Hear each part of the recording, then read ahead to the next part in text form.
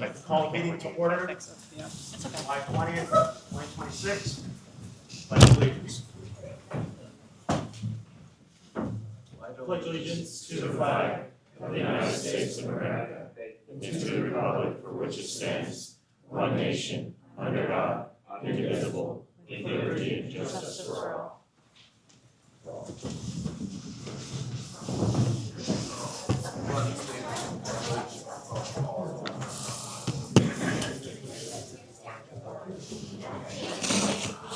Okay, our meeting tonight, one of our members will be participating on the phone, Mr. Landis. Everybody else, council members are present. I'd also like to remind council, before we start this evening, that we do have a timer up now. So whenever we speak on agenda or non-agenda items, you have 3 minutes. That is your time. So it's clearly visible to anybody that wants to speak. Thank you. Second, an announcement of executive session. Yes, there is an executive session held this evening at 6:45 p.m. and the topics were legal and personnel items. Okay, going on item 3, the approval of the minutes. I'll make a motion to approve those minutes. Second.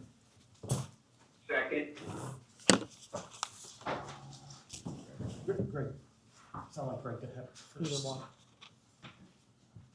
Anybody on council with anything? No, good. Audience, anything? Nothing? Can I roll call? Carl Sell, Yes.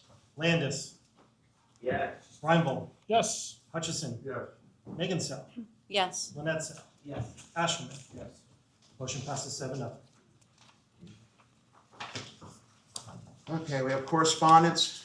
Item 4. A, monthly report of net assets for June 2026. Mr. Manager, is that accurate? It is accurate. We have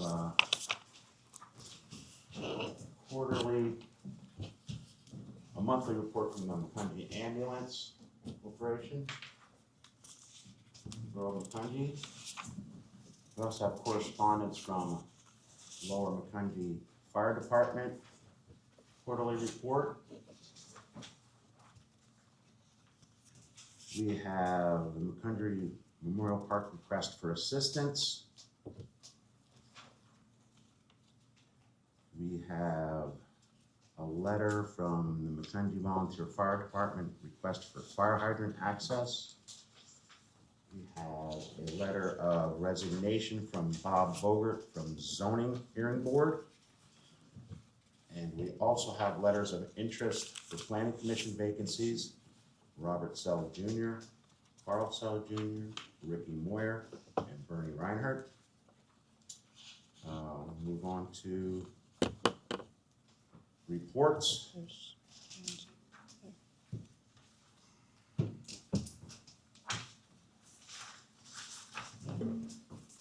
There's nobody here for the, yes, sir. I wanted to address item E. Could you please stand and take your name from the podium if you want to address something?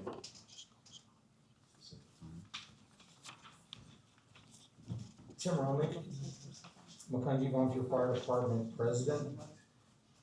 Quick question, so that timer applies to agenda items and non-agenda? Yes, sir. Okay. You all got the letter that I dropped off at your tables last week, and it's on the agenda tonight. Did you take any time in looking for answers to our questions? There were a series of questions in there. I read it. I did not. You did not. I did not. It's not on the agenda tonight. Excuse me? I said it's not on the agenda tonight. For discussion. For discussion, so yes, sir. Okay, so how do we get it on the agenda for discussion, which is what I asked for? Mr. Borough Manager, could you address that?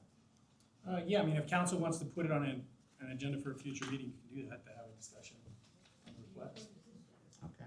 As far as I know, it was never requested to be put on as an agenda item. It's always correspondence. Then I guess we differ on what I asked for. So could it be put on at the next meeting for discussion? Is there a reason why not? You asked us for what do we want. I'm trying to address what we want. I guess we could. Okay. We'd appreciate it.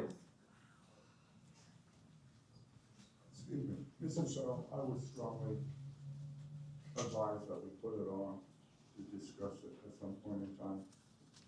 Okay. That way it's clear. Okay. So it'll be on the next agenda for discussion. Sure. Okay. Then I will hold my comments until that point. Now, when it's on the agenda for discussion, am I still gonna be limited to 3 minutes? When I'm an actual agenda item rather than correspondence? Which is what I actually asked for, but I'll go along with it. Again, this isn't question and answer, Mr. Romig. I'm just asking for a ruling There on what's was gonna happen. There's no ruling here, but the request is that the correspondence provided to council be put on an agenda item at a future meeting. It'll be put on the agenda, and if anyone has comment on it, you'll be subject to the same limitations for every other comment period associated with agenda or non-agenda items. When do we actually get to have a free-flowing discussion? I mean, how are we ever gonna get to answering the questions between, in this case, it's the Macungie Volunteer Fire Department, but the community at large? When does that ever happen? You can't go into the borough office and get any questions, and I'm not picking on Cal. He's a one-man show with some help. He's never available. Where is the opportunity for you to answer our questions and to have a discussion? These are, Why Council do you keep meets- speaking? You're just oh, I soliciting. thought you were addressing me, Mr. I'm Romig. trying to talk to the president, but he just lets I'm you addressing talk. that to legal, because this is legal. What's Some of legal? these discussions. This isn't question and answer, okay? And your time When is is up. question and answer? When can Time we is get, up. when can we have discussion? Your time is up. Okay, but we will be on the agenda at the next meeting. That's what you said. Sure. Thank you. It's Karen Bilger, 975 Vine Street. I didn't even know you were gonna say anything about that, but I just wanted to just comment about that. I don't understand if it's an agenda item that it's subject to the 3 minutes. We stood here for an hour for K Builders issues that the K people had, and also for the young development. So, and now those were agenda items, so I don't know why that has to be 3 minutes. I'm just making a comment.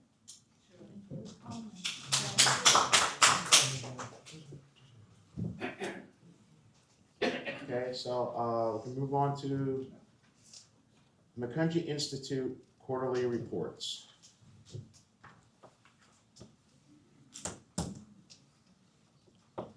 All of council has it.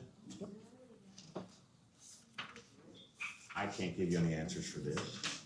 Any questions? We don't have anybody here that can address it.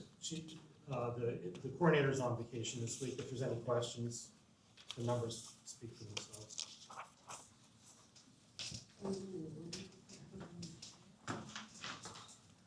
Council, does the council have anything, reports? I got a question. Mr. Bowler, okay, now, he was going to go on to the zoning hearing board, but he was on the water. Now, which one is he gonna be on? Yeah, so I apologize for that. I didn't realize that Mr. Bogert was on the authority when he was appointed, or proposed to be appointed to the zoning hearing board at the last meeting. You can't be, a zoning hearing board member can't be on another appointed or elected position at the borough. So my understanding is his resignation is from the zoning hearing board, which means that council tonight should probably consider filling that seat again on the zoning hearing board. So Mr. Bowler is going from the water authority to the zoning hearing? No, my understanding is he's resigning from the zoning hearing board. Right. Yes. Correct. Anybody else?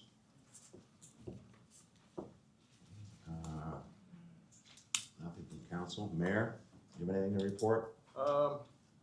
Yeah, Macungie Memorial Park has a Toyota takeover car show. I'm guessing it's all Toyotas. Listed for Saturday, July 25th. And then they have the Macungie Farmers Market every week. And our 63rd annual Das Ox Fest kicks off Friday, July 31st. Thank you, Mr. Mayor. Yes. Okay, This is just to the mayor. I think last meeting you mentioned something about National Night Out. Is that going to be held this year? No, it's Okay, but did you say it was going to be? we're working on more of a community day later in the year. Okay, I More thought you called it information. National Night Out only because I mentioned it to friends, Okay. because we're usually in it. So I mentioned that we were gonna have it, so we were prepared to have it, but I'll let them know we're not gonna have it. Thank you. Yes, sir. Good evening, Mr. Mayor. Tim Romick, business owner. Question. Some time ago, you were asked if you did an exit interview with a full-time police officer who left, Yes. and you said that you did. And do you have his resignation letter? I do. Because it was omitted from the agenda. Would you be able to read that tonight so that people can hear what his resignation letter stated? Since usually resignation letters are part of the agenda and listed, his was not. So, Cal, in lieu of reading it out loud, would you be okay with putting his resignation letter in the minutes for this meeting? No, I'd have to defer to the solicitor on this. This is yeah, not I'm not, usual. I'm not familiar with the resignation letter. I'm not gonna indicate or commit either way tonight without looking at it. I've never seen it. It's a resignation letter from an employee. You read them all the time. You have them on the agenda all the We do? time. Yeah. Usually in the agenda. Ron Karbostis was on. This one Okay. wasn't Well, attached to the package, so it's not I public record. haven't seen it. What's so special about keeping this one from the public? Mr. Roman, I'm not gonna continue to answer your question. So you made your comment. I think the request was for the mayor or I'd like the Cal mayor to read it. provide I don't know, I don't have it. Does the mayor have it? Yeah. Then let him read it. No one else has seen it. Why can't it be read into the record? Why wasn't it put on the agenda originally? Would you read it, Mr. Mayor? Thank you, thank you.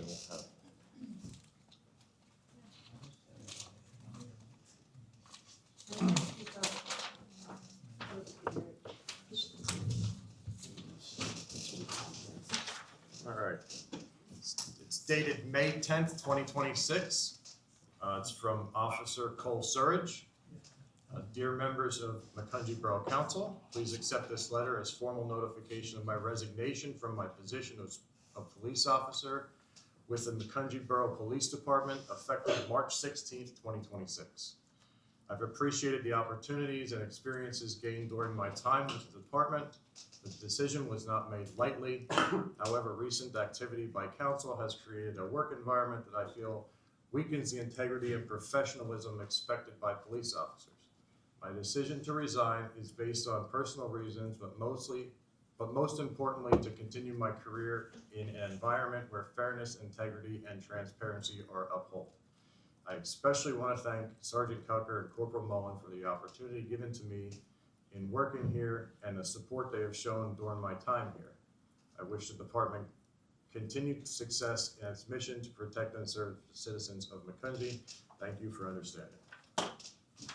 And signed, Officer Surridge.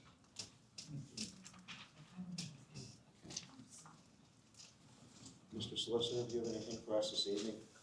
I do not, although I will be away of your next meeting, so someone else from my office will be attending instead. Would it be Michael? If you want it to be, sure. No, I'm just, no, we're used to it.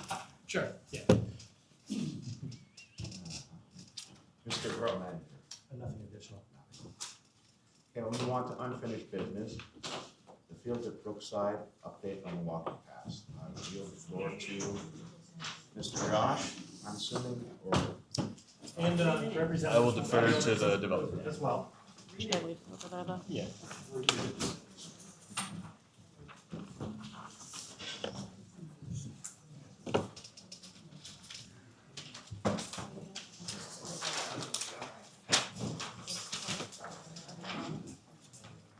So, good evening. My name is Frank Diamore. I'm an attorney from Fitzpatrick, Lenz and Buba. I represent K Builders in the fields at Brookside. I think the borough's aware of the project, knows what has been proposed, and sort of why you're here tonight, but this is a brief summary. There's a walking path that we heard from a number of the residents that is not taken off the approved plan. Mr. Roseberry has been hard at work at making sure that can happen, and he'll explain how.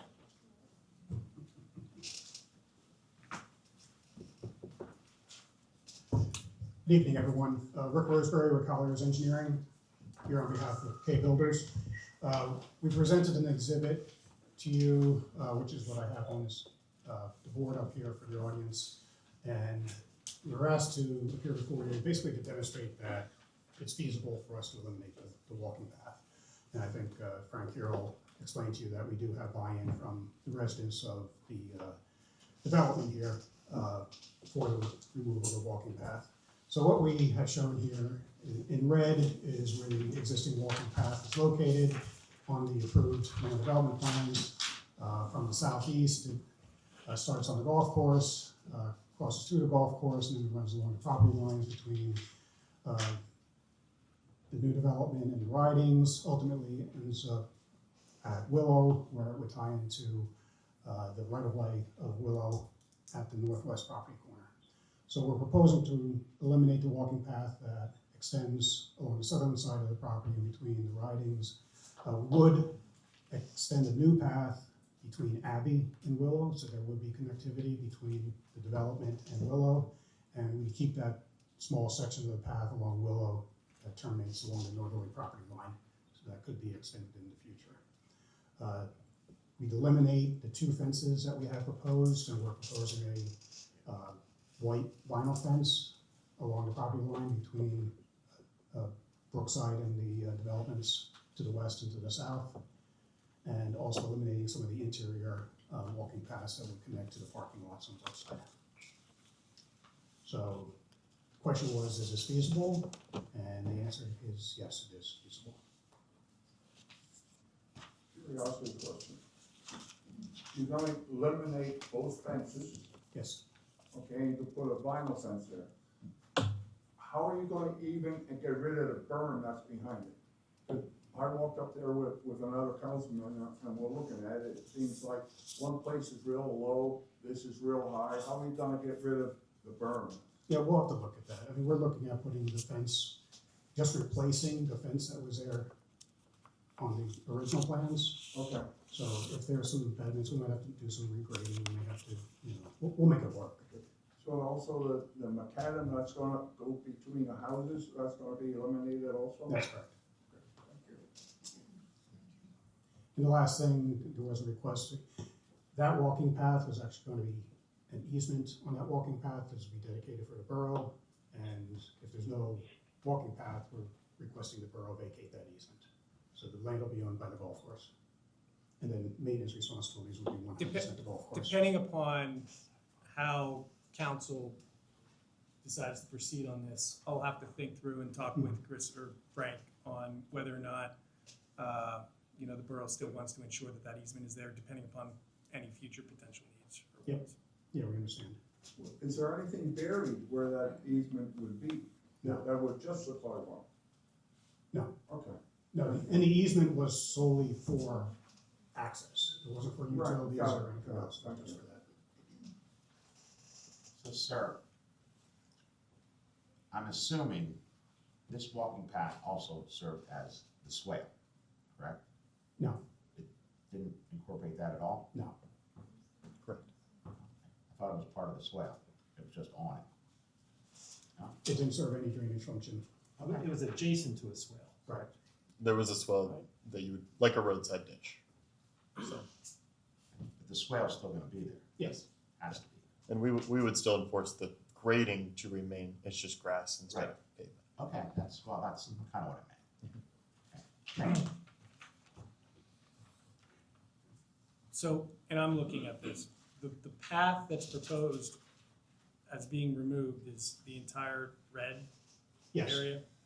And the path that's proposed is the green up by Willow. Correct, connecting Abbey to Willow. Okay, and then the green down below, that's the emergency access with reinforced whatever. Yeah, now most of that access has already been paved, so the only reinforced grass would be down at the ridings end of it. Okay, and the white vinyl fence that's proposed to take the place of the wood fence. Correct. Where is that shown where, I know you referenced lots where it would be behind. I think it's in blue. Can you point to it? Oh, it is in blue, okay, I didn't see that. My bad. blue. It isn't blue on the plan, it runs along the roadway. It starts near Willow, extends along the ridings on the northerly line, the westerly line, and then it extends along the southerly line to the emergency access road. Can I see that?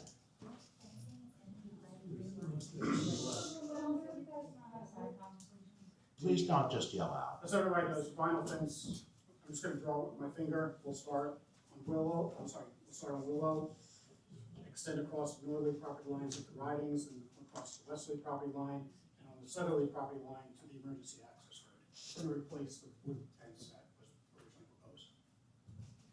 And who's to maintain that? The homeowners association. The HOA. May I ask a question? Is that okay? If council is done first, but if we could finish first with the questions, that's okay. Does the council have any more questions on any of this at this point? The wooden fence, did that extend all the way down to where did that extend? Originally, Yeah. I believe that was the terminus of it originally. I'll double check that, but I'm pretty sure we just replaced it with a vinyl fence.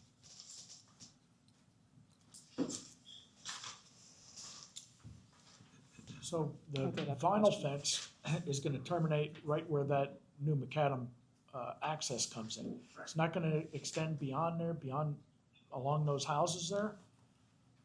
Let me tell you, I don't believe that was on the original plan. Okay.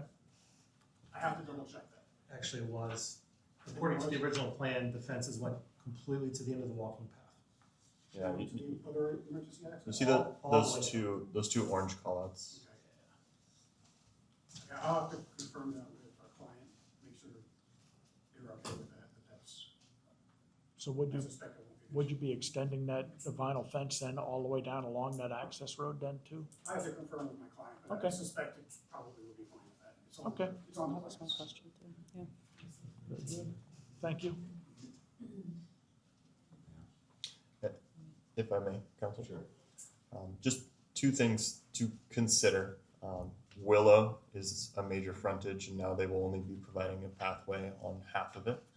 So if Borough wishes to have a pathway on that whole frontage of Willow, all the way to the borough boundary, that would maintain pedestrian connectivity to anything Lower Macungie does along Willow in the future. Where I'm trying, So on Willow Street, the top left, the very top left vertical stub of red. okay. Yeah. So do this. That Is that where he's talking? I think so. it was still asphalt or macadam, but it essentially serves as a sidewalk along Willow, in addition to being the start of this path. Just something for council to consider. They're currently proposing to remove it. Right, because originally that was, well, right, obviously it was in there originally. Correct, Part of yeah, the law. and it's also, I believe, part of the HOP plans as well, so if this were removed, would the HOP plans be updated? You're talking about the area to the. Correct, yeah, I'll check with PennDOT, see if if they care, yeah. I mean, if the borough would prefer to keep that portion of the path, that's what I'm hearing from Josh. If the borough would prefer to keep that little stretch from, I guess, the access road down to, I guess there's an existing sidewalk down there somewhere. Is what you're saying. There is not, There's not, so it would only be for future extension. okay. Would be But the would only you be amenable to that, agreeable to that? We'll have to discuss it. Okay. Because there was never a discussion about any extension of that sidewalk to the west. That extension was always to get to the end of the golf course when it was proposed. Does that satisfy an ordinance requirement for a sidewalk on a frontage? But it was proposed, right? It was not, if they remove it, they would not be in. Well, no, that's what I'm saying. They would need a waiver. Right. The proposed pathway there does not meet the requirements for sidewalk, as it is an asphalt pathway. And the last thing I'll note is, I believe there are some storm drainage inlets and pipes around the path area, so the borough would still need to maintain easements along those drainage drainage infrastructure. Okay, with what Josh just addressed. Go south there where that red is, Mhm. keeping that. Mhm. I for one I would think we should keep that should be included and not eliminated, that section right there, for future. Because if we give them a waiver and not, they don't never have to put it in, correct? If you waive this right now, it's never gonna be put back on there if it's needed. So right now, what we're looking at is their proposed Right. adjustment to the Right. land development plan. So I believe this would be a request if the applicant would be willing to revise what they're proposing to include that at the request of council. At this point, we're looking at essentially a revised plan as part of the development agreement. And we would need them to propose that, right? So this isn't satisfying an ordinance requirement. Currently, they're required to install the whole thing. Right. They're asking for a revision from that. And so if we ask them to change what they're proposing, then that's how we would keep it. But as far as if we're enforcing something, we currently don't have anything to enforce. Okay. Like we can't say, you do this, they need to propose it. But we can ask. Okay. Well, I would ask Mhm. for that, Mhm. exactly. Mr. Sal, I think that's, may I ask a question or present a question regarding that? It might help me. It might help you. go ahead. I'm Chris Fair, the general manager of Brookside Country Club. This front area, Brookside's property, the one that you're saying, Coming Well, south to the left, going to the left, yes. as well as this new proposed area that we have said to the homeowners association, we would agree to allowing that green path to go in. Brookside's not against keeping the path as long as it ends there at the corner. Right, So for future development, Right, we're open to right. that as well. right, We're open to trading one easement for another for here. So the easement on the back golf course for a walking path, because right now it goes through our golf path. right, around the back, We yeah. would switch one for the other. So to answer your question for tonight, there's no fight for that path along Willow Lane whatsoever. Brookside would be amenable to that if it can help move everything forward. Okay, all right, thank you. No additional comments. What the audience? Yeah, if council wants. So remember, right now, this plan is already an approved plan. It's been recorded. The two fences, the walking path, that's all on that plan that's been previously conditionally approved. So that right now, the developer is required to do it.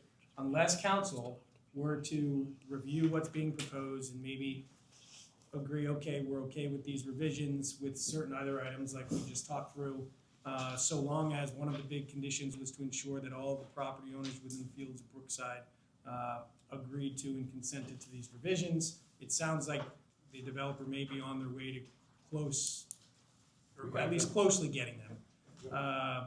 So really, for purposes of tonight, I think we're looking for council to give us direction as to whether or not council is okay taking the next step forward to potentially revising the plans pursuant to what's been discussed this evening, which what I'm hearing would be removing the split rail, replacing the wood with white vinyl, but for the entire stretch where the wood was proposed on the prior plan, Yes. as well as extending the walking path up on that top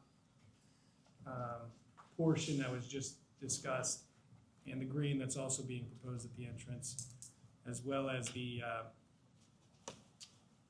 for the emergency access, the not pavement but reinforced, whatever the engineering terminology is.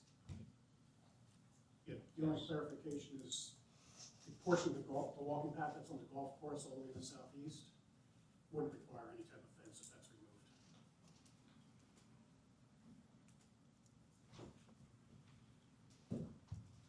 Makes sense to me. Because the fence would not be trying to block the view of anything. Down there. There's nothing down there, I guess, unless there's homes down there. If wanted to to take this comment. juncture Yes, sir. from the HOA? Yes.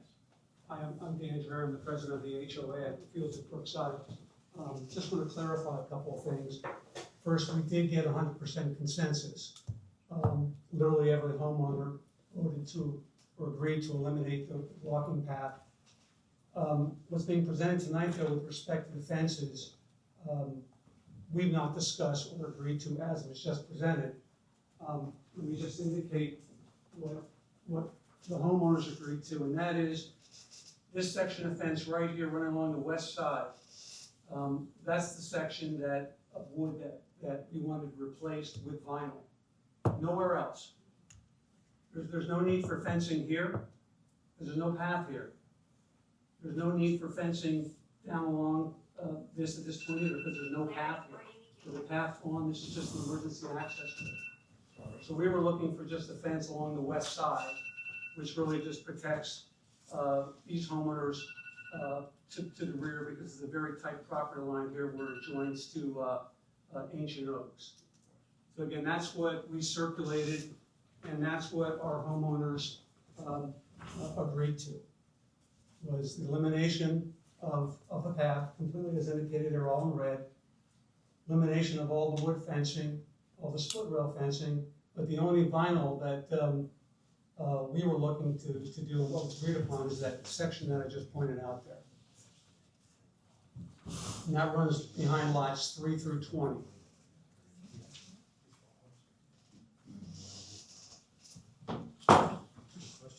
The person in the front has had a question for a while. I guess, who should? Do you have anything else? She was asking No, I about just wanted to something make that directly that he's clarification talking here at about. this juncture. Yes. I'm Amanda Robbins, I live at 291 Riding Circle. So if you look at the letter G on his proposal, I live at the corner where the red meets the green, and that's where they're building up the turf, is that correct? Reinforcing the grass. What kind of privacy is going to be implemented for all the residents that live right alongside of that road? Because it's quite an eyesore, and there are so many people that are utilizing it at this point, and it's not very conducive to having like a peaceful home environment. So I didn't know if something was going to go along the side of the green section, which it butts up against the homes on Riding Circle. I think that's part of the discussion right now, because the fencing was originally proposed because of the walking path. Right. So that's why when we were eliminating the walking path, we were just, I know there was a request to put fencing up between the houses and the other houses, but not between the golf course and the other houses, but obviously it's part of the discussion right now. Sure, I'm not sold on fencing per se. I mean, for my own taste, I prefer something natural like trees. Arborvitae or cypress trees, they create a beautiful privacy barrier and they're very natural. Especially because you're essentially from where you have that corner, the pavement literally stops there. It looks very funny if you've seen it after it had been paved. It just stops, and then the reinforced grass is going to go down the side of my home. So I would love to have a transition that doesn't look quite so ridiculous. I don't mean to, yeah. The paving it's a lot. It's just a lot. And then to have it just stop. Not that I want any more paving, because I love the idea of reinforced grass. I appreciate Brett and Cal both taking the time to explain that to me, but that's just, how is it going to be a little less offensive to look at? Is more or less my question. Also, is the green, is that going to be an emergency easement just used for vehicles, or is that going to be a walking path as well? That's emergency access.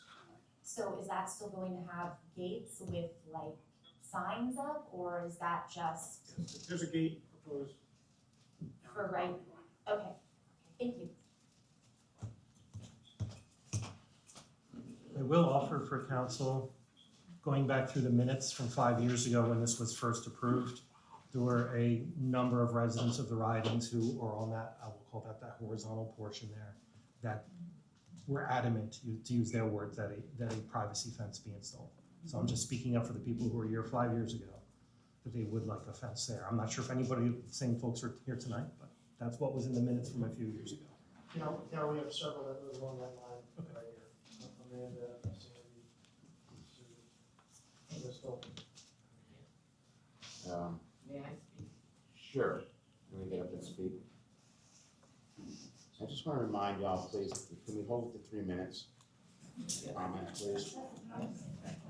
Okay, my question is, first of all, the white fencing, that is not along the Ridings area? I'm getting confused.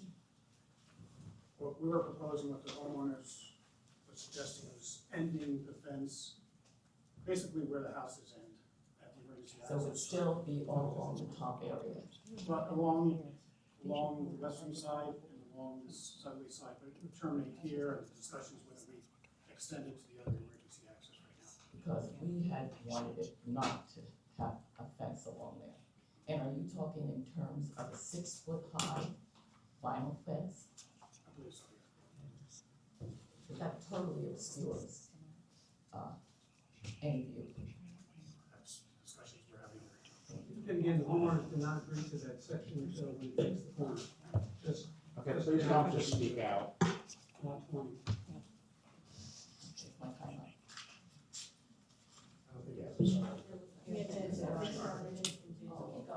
Anyway, I would really appreciate if that would be considered, because that's very important. It's a whole open beauty of what we're seeing.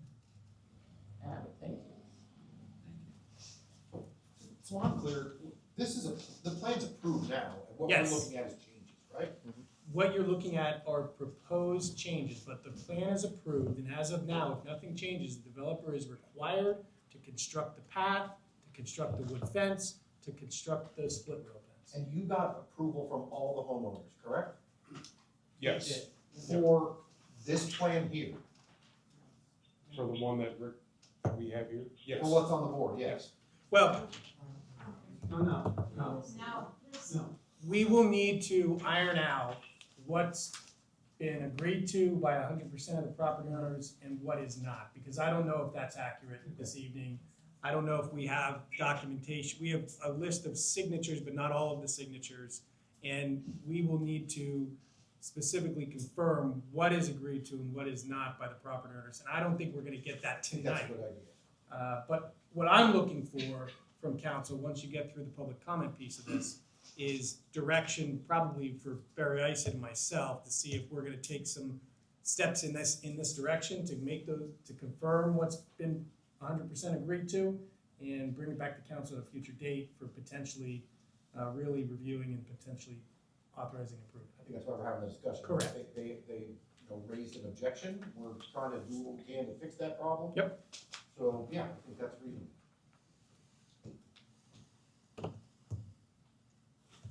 Go ahead. Tom Rutledge, 325 Surrey Place.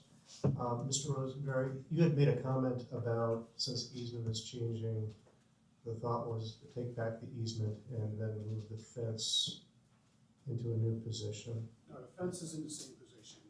There's an easement that was dedicated to the borough for the public to use, the walking path. Okay. Since it's on private property.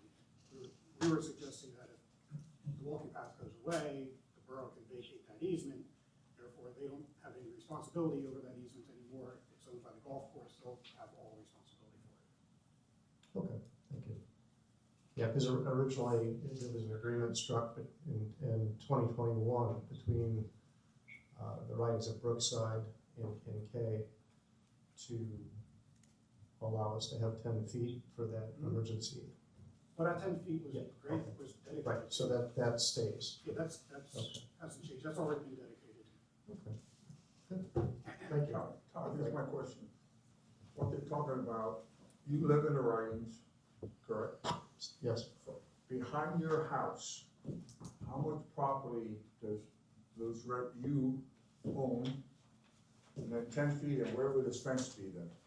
So first off, all of our land outside, once you step off a patio or a deck, it's considered common element. So when Amanda talks about her side yard, it really is community property, you know. It's, I own 1/213th of it, so does Crystal, so does Amanda. Okay, you you own it, Is but it being, might not be in front of your house. that's correct, Is that what I hear? that's correct. And nobody walks on it or anything, it's just for nice? So we have some sidewalks throughout our neighborhood, and then we also have some yardage, and it's not unusual for a dog walker to come walking by, you know. You'd like to think that it's just common courtesy to not be that invasive in somebody's backyard. But, you know, along our borders around Riding Circle, I would say those backyards, though they're common, are relatively thin. You know, some might be 10 feet, some might be 15 feet. Right now, perhaps where that border is, we might have 30 feet there, and that would be a lot. And then when you get into our side streets, there's a common yardage between two streets, right? Yeah, and that fluctuates all over the place. Thank you, sir. You're welcome. Thank you.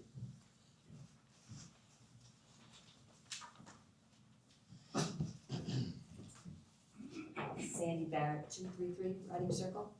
I was one of the people that was back here at all the meetings back in 2021 and whenever they walked, you know. When we had the walking path was designated, the whole point is that we did want the fence at the time because we did not want people walking through our yard. I can tell you with the road, the little bit of road they have right now, there's already kids riding their bikes on that road. Already people on that road, people cutting across the back. But if they do not put the walking, if they take away that little piece of walking path, I would be, and we will canvass all of our people.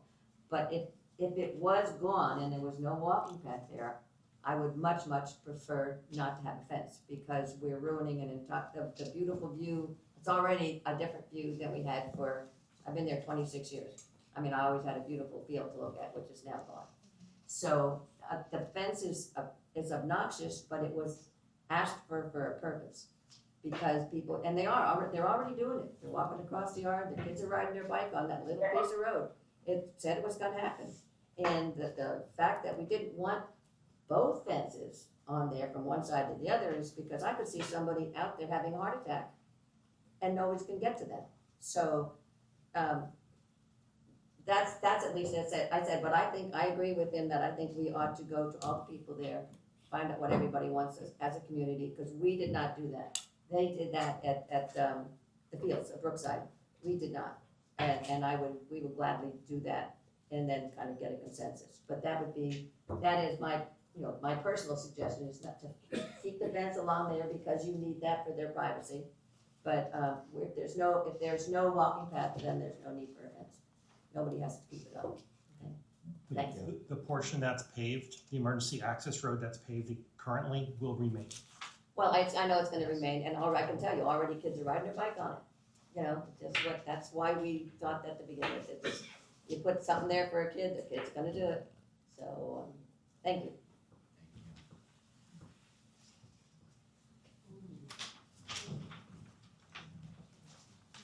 Hi, I just learned about this. I live all the way in the corner where the two red lines converge there, so I would have a fence on all sides of my property, and I'm extremely disappointed in this council's choice to approve of this. This is a safety issue, this is a privacy issue, and I have lived in that back corner for 9 years, and one of the reasons I moved in there was because of the view, was because there wasn't people walking through there. There wasn't traffic all the time. My son, my dog, and I utilized that yard every single night on the side of my house. And now it's gonna be covered with fences. You're gonna remove big trees. I'm so disappointed in the council in making this decision. And obviously I can't stop it now because I'm a little late to the game, but I would hope that you would reconsider. I do not want people walking by on both sides of my house. I have a 10-year-old son and a dog, and it's already a problem. I see kids riding on the path. There's no point. This land around Brookside and Ridings has been overworked. It's ridiculous. We don't need to squeeze a walking path in there when people live there. It's a safety and a privacy issue. And I hope that the council takes that into consideration. And I hope to God there are no white vinyl fences going up blocking everybody's view, or wooden for that matter. Thank you. And my name is Amy Lozelle, and I live at 180 Linfield, and I'm right in the corner, so it directly affects me on both sides of my property. So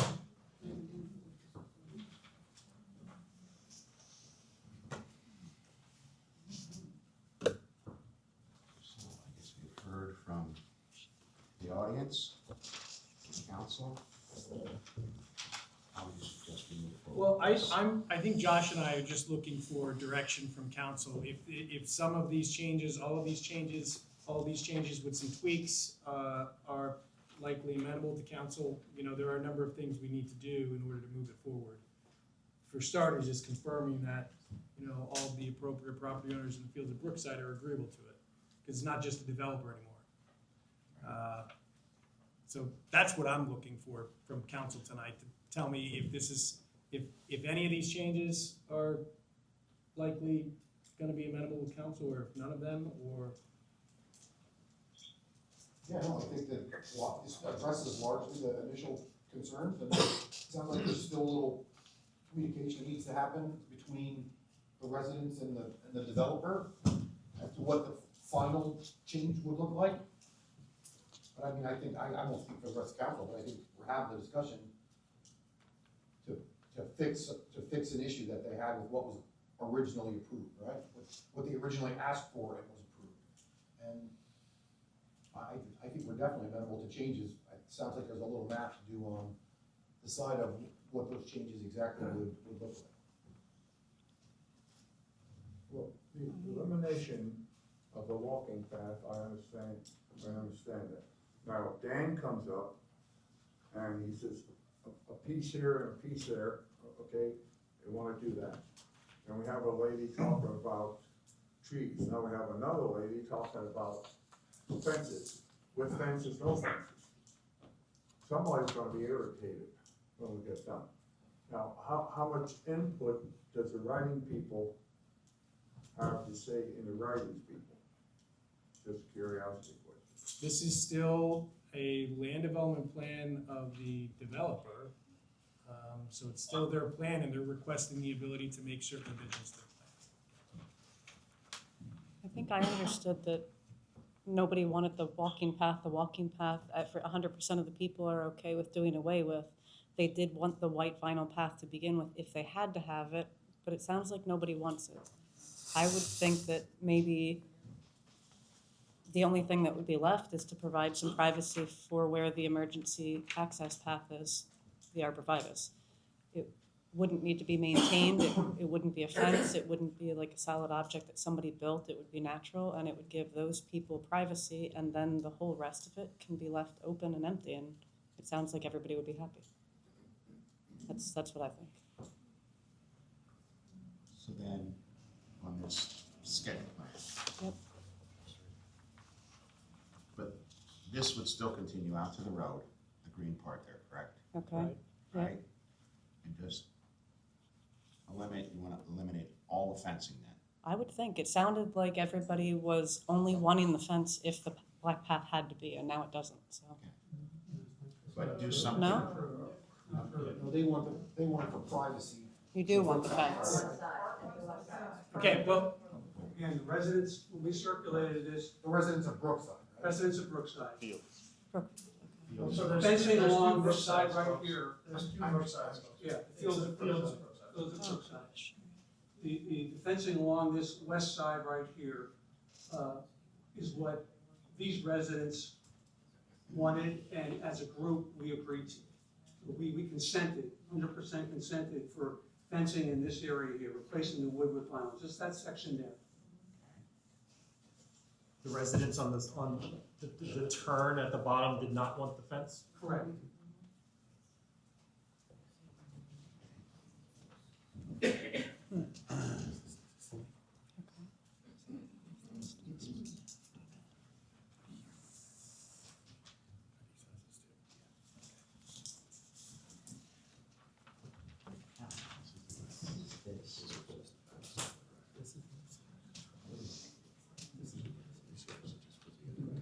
Carl, would the, If half the people want a fence and half the people don't, if they want a fence for privacy, but some don't want a fence because it's an eyesore, couldn't arborvitae go on the whole entire thing?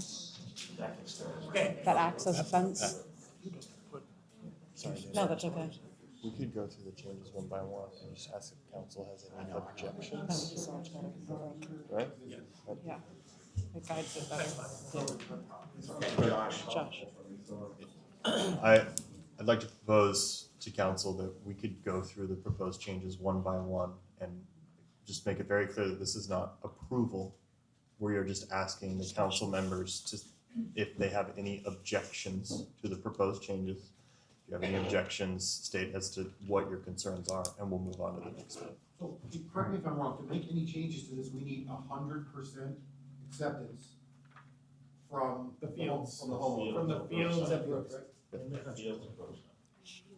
Side is which. That's what it would come down to then. What, do we have 100% approval on, what do we not?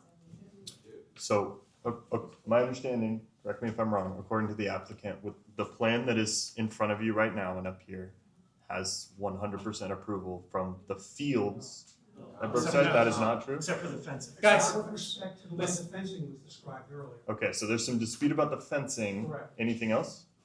No. And we're just talking about the fields right now. And the fields are the signatures we need.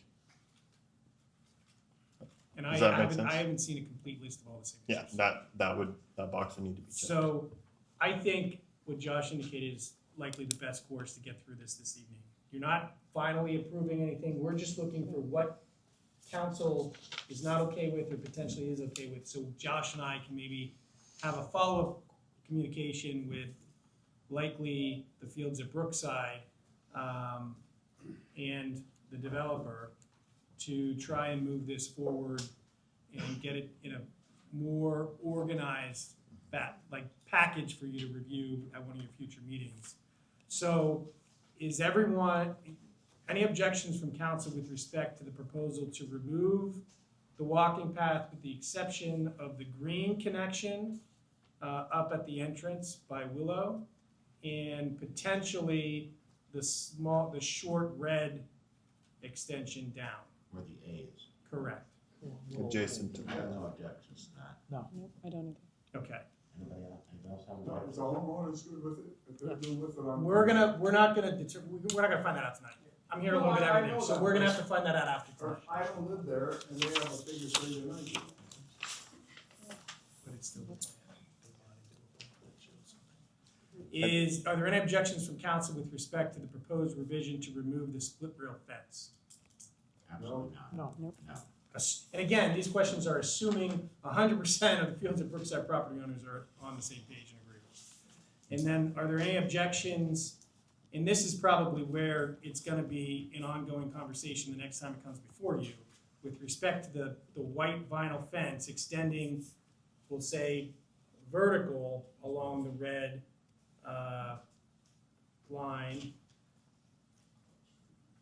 and potentially to the right horizontally to a certain point, to be determined once you flush out that conversation and we get some feedback from the developer and the fields at Brookside.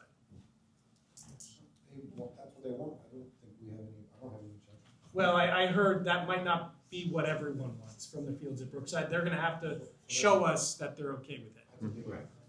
So, any objections from council with respect to that? No. And again, this isn't final, this is just giving us a little bit of direction so we can take those next steps. Okay, and I don't think there's any objection with respect to changing the pavement on the emergency access stretch to reinforced grass. No objections from council on that. No. And that complies with the borough ordinance, Josh? It does. Okay. It's authority of the engineer, the fire chief has signed off on it. Okay. And one more question, deletion of the entirety of the solid wood fence. Correct. Any objections to that, assuming you are able to come to terms on where the white vinyl fence will extend to? They would like to delete the entirety of the solid wooden fence, all the way down to the property line. Right. And then separately partially replace it, which is in question. Any objections for that? None. Okay, so I think Josh and I have a little bit of guidance. We'll have to follow up with the developer and likely the developer will, if the developer and the Fields of Brookside continue their discussions offline, or if they want to start bringing them to our conversations, that's fine, just let us know. We think we want to include we want to extend the walking path on Willow, is that right? That's, yes, that little red stretch. Yep. Yeah. Okay. Do you gentlemen have any questions? No? Okay.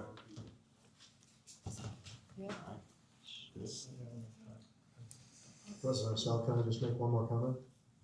I suppose. Thank you. Todd Rutledge, 325 Surrey.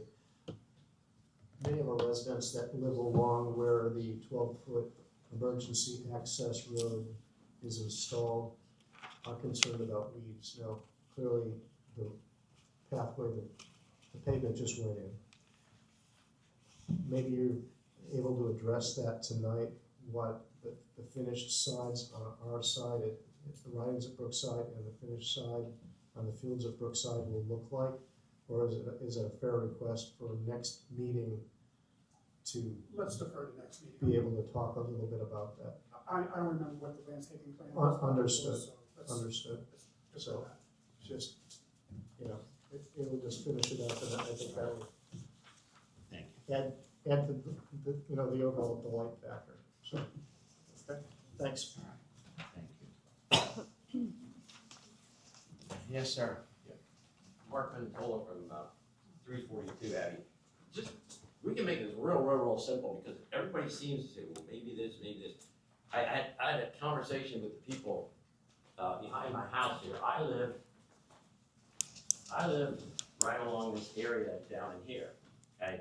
There are no houses, backyards, like from here to here, okay? And then the three houses down here, all three of them are here tonight, they don't want a fence, okay? Me and the three neighbors here, we don't want a fence, okay? So this here, everybody agrees, they have a problem there where they need a fence, okay? Absolutely, positively, 100% have agreed to a fence from here to here, and absolutely, positively, from the Fields and from the Ridings, say, we don't want a fence from here to here. I just made your job simple, okay? There is no. Thank you for that, but we are gonna still have to. Oh, that's fine, but I just thought I can clarify that a little bit, because that's what it is. Thank you. I'm just saying something real quick. I'm one of those people, Who but are you? Could you introduce I'm yourself? Crystal 231 Lyons. I would just ask,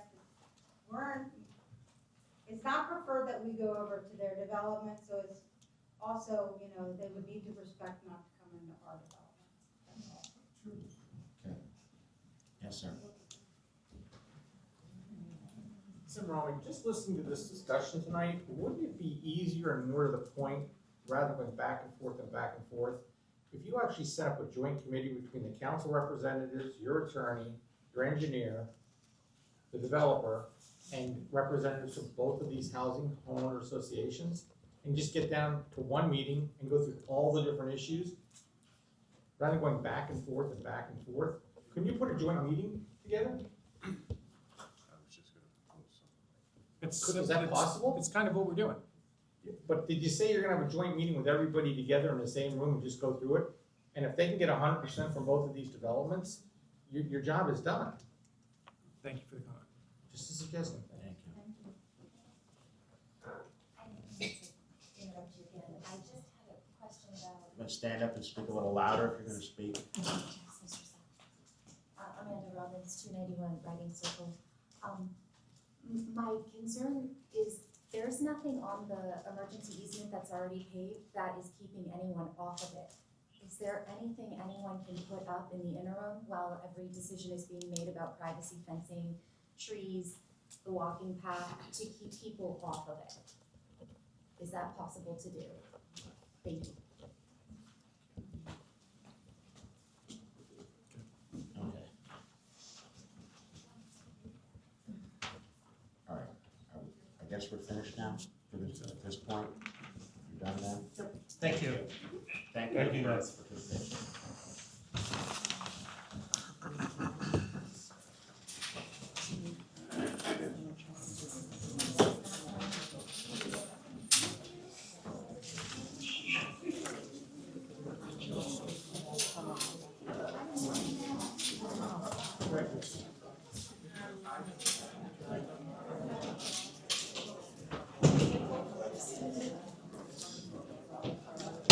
Okay, the meeting is still in order, please.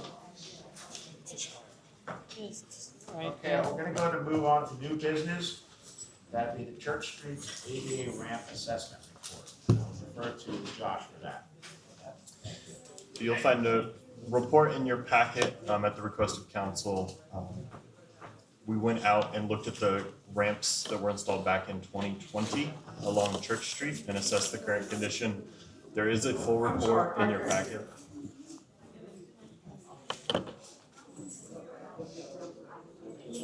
Close the doors, please. Thank you.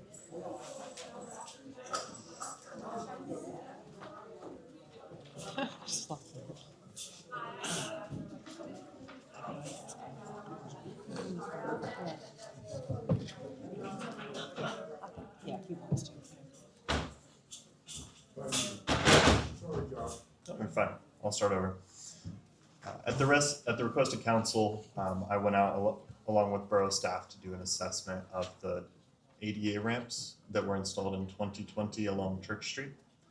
There's a full report in your packet with all of our findings. I'll start by reading the conclusion, and then I'll talk about the potential costs to replace in kind, our recommendations, and we'll have questions at the end of that. Sound good? Mm-hmm. The visual assessment of 16 ADA ramps along South Church Street identified widespread concrete deterioration of varying severity. Based on the observed conditions, 9 ramps require full replacement, 4 ramps require partial replacement, and 3 ramps are currently in satisfactory condition and do not require replacement. Although roadway de-icing chemicals and winter environmental exposure has likely accelerated deterioration, the rate and severity of the material failure suggests that the primary cause is more likely associated with one or a combination of issues related to the original concrete mixture, placement, finishing, or curing practices. The absence of similar deterioration in adjacent curb and sidewalk sections exposed to comparable environmental conditions further supports this conclusion. Because the curb and sidewalk sections were reportedly constructed monolithically, replacement of deteriorated curb sections alone is not feasible. As a result, full replacement of affected ramps represents the most practical and cost-effective long-term solution. Any concrete remaining in service should be protected through application of a silane reactive penetrating sealer to reduce further chloride intrusion and slow the progression of deterioration. While a definitive determination of the root cause would require a formal forensic investigation, targeted repair of moderately affected locations, and preservation and monitoring of remaining concrete are the recommendations at this point. Yeah, I have a few questions for you. Yes, sir. Okay. I was wondering if anybody on this council is interested in, keep in mind, this was 6 years, this report. 6 years. And if anybody's looked at them, it's unbelievable how they deteriorate. Okay? Now, we put that out to bid. The state approves that, whoever we get. It's to be state standards. And obviously, by your assessment, there's a lot of problems with that. Okay? How did we get there? It should have never happened to begin with. Okay? It's a state grant. It's money, taxpayers' money.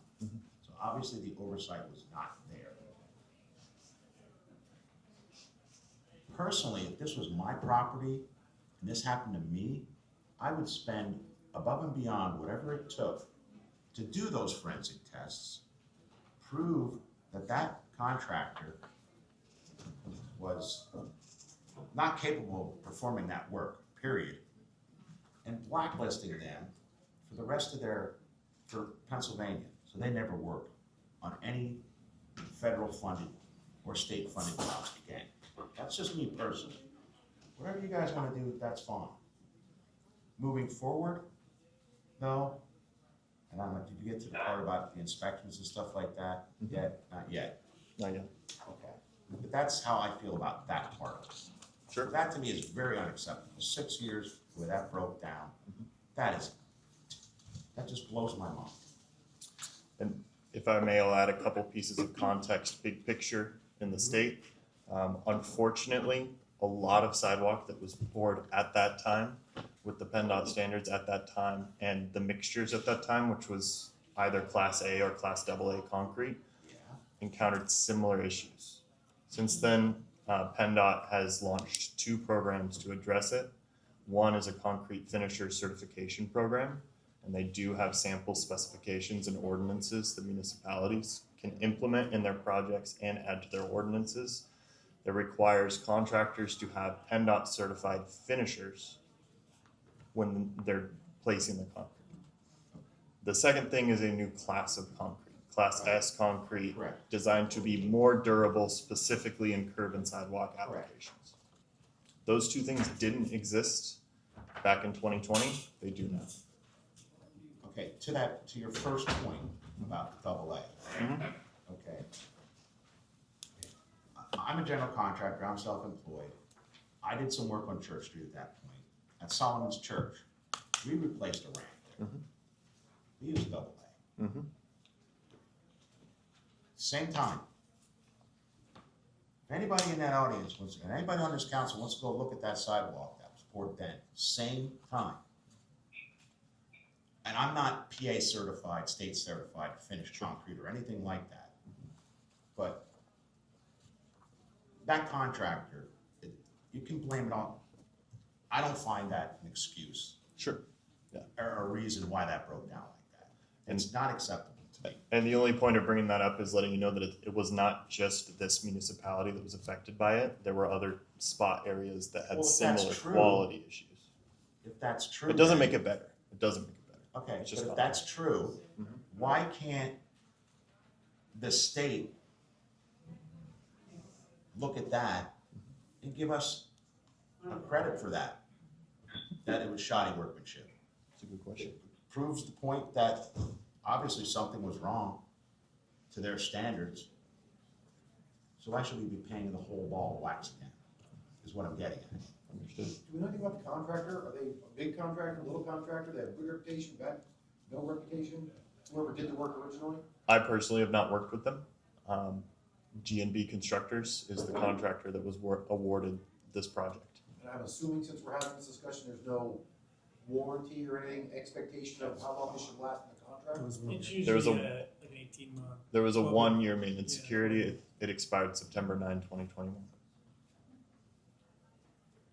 That's like standard concrete work, 1 year of I think the thought process is if it lasts a year, it's gonna continue, but clearly in this case, not even close. Do we have any legal recourse to address this with the contractor? And say, look, you did this 6 years ago, now it's falling apart? I'd have to look at the bid docs, but I suspect there's nothing. I mean, the borough signed off and said Yeah. it's done. Because like you said, if it's good after 12 months, it's probably gonna be good for. Yeah. Whatever, but just didn't happen in this case. And that was, I assume, in the bid documents to require a 12-month. Yeah. Correct. So that would have been during the bidding. Standard AIA form, and then we also have the signed documents where the contractor certifies that they've been fully paid off and they release all liability. Do we know any other local municipalities that are running into the same problem that we're having? That spent considerable amount of money on something 6 years ago and it's falling apart? I do know of 2 municipalities. I don't know the specific names, but I did sit through a presentation up in Northeast Pennsylvania. There was a similar issue with severe scaling on over $1 million of new sidewalk. And they did go through the process of doing the coring and the petrography and the whole forensic investigation. And just due to the size of that project, and it was grant funded, and the amount of money involved, that actually spurred this concrete finisher certification because it was identified that the cause of the failure was over finishing and finishing too soon. Right. Exactly. Do we know what the investigation, like, again, what would something like that cost to know if we want to do a forensic investigation? Do we have any idea? I mean, we're talking $500, $25,000, I have no idea. It would be between the 2. Yeah. I don't know what the going rate for a petrographer is. We don't have petrography in-house, so I'd have to look into that.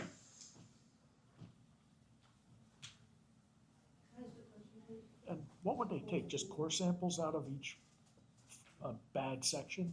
Just take core samples and do stress tests on them and stuff like that, or? Yeah, but petrography is actually a very cool process they use in similar forensic situations, oftentimes in large structures like PennDOT structures. They'll actually take cores of the concrete and they will cut it into very thin slivers, and Okay. they'll look at it under a microscope. They follow an ASTM process, and by looking at it in the microscope at the structure of the cementitious material and the aggregate and everything in there, they can back calculate the water to cementitious ratio. They can see if there was any supplementary cementitious materials. With some level of accuracy, they can identify the use of admixtures, but that's less certain. And the most important thing is they can see differences in the water cementitious ratio from the bottom to top, and they can see differences in the rate of curing from the bottom to top. If you don't cure properly, the top is going to cure much faster than the bottom. Right? No, If you it's over spot. finish, the water cementitious ratio at the top is going to be much higher than the bottom. Yep. So that is the most common practice that's used. Okay, if you want to continue. Sure.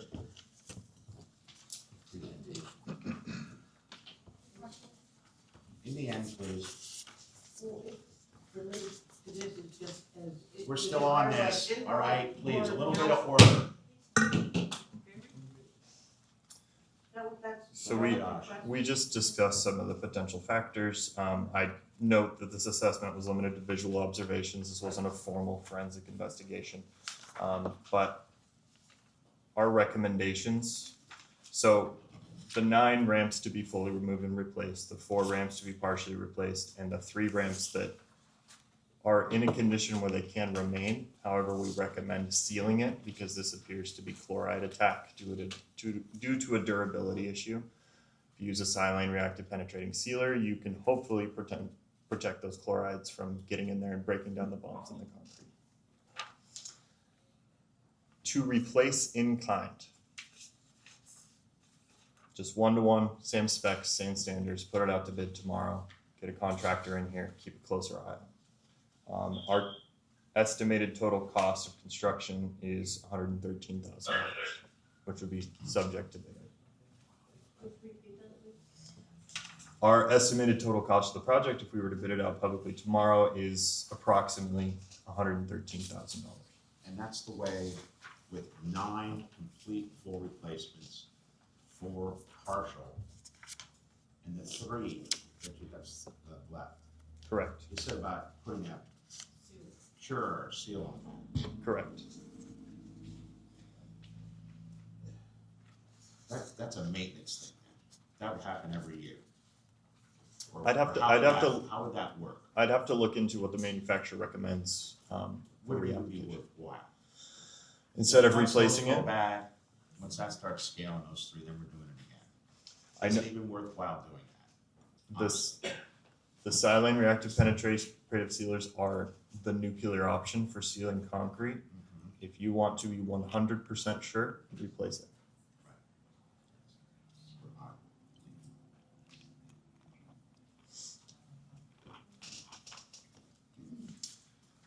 There's some additional recommendations that we have, essentially changes that we would make before putting this out to bid to further protect the borough from this happening again. I'll just run through those recommendations real quick. We have 5 of them. 1 is simple, a pre-pour conference to be held with the contractor to review proper procedures, actually require that in the bid documents. Number 2, specify the contractor must have staff that are certified under PennDOT's concrete finishers course, as we discussed. Number 3, specify the use of Class S sidewalk concrete mix, which is designed for this use specifically. Number 4, require field testing of fresh concrete by an American Concrete Institute certified technician to confirm mixture properties while they are pouring. What kind of test? So I'm actually an ACI certified field concrete testing technician, and there are a number of tests. The main thing is preparing cylinders, which will tell you compressive strength. Small test. But then there's also the slump test, the air content are the 2 really important things that they would test as well. And then finally, full-time construction oversight by qualified ISA personnel to ensure the contractor is adhered to the required quality control procedures. So, and my note on these items is that, while the above recommendations will increase the quality of the product accepted by the borough, each of these items will have a direct impact on the cost of the project. And when speaking generally here, with an ADA ramp costs, oftentimes, if you're trying to save money, a lot of times quality is the first thing. Right. Now, I have another question. Would we be better off, I know it would cost more money, but in the long run, instead of a monolithic floor, isolate the curb with the pours. That to me makes perfect sense. Yes. In doing something like that instead of monolithic, because now you're just ripping the whole thing out and it goes back. The borough's two details. One is monolithic and one is non-monolithic. I would recommend the monolithic. Yes. Yes, correct. Okay.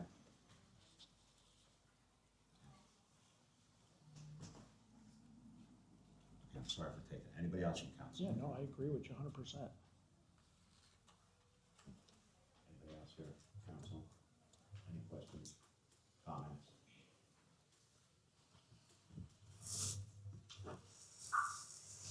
Okay, I make a motion to accept it, your recommendations.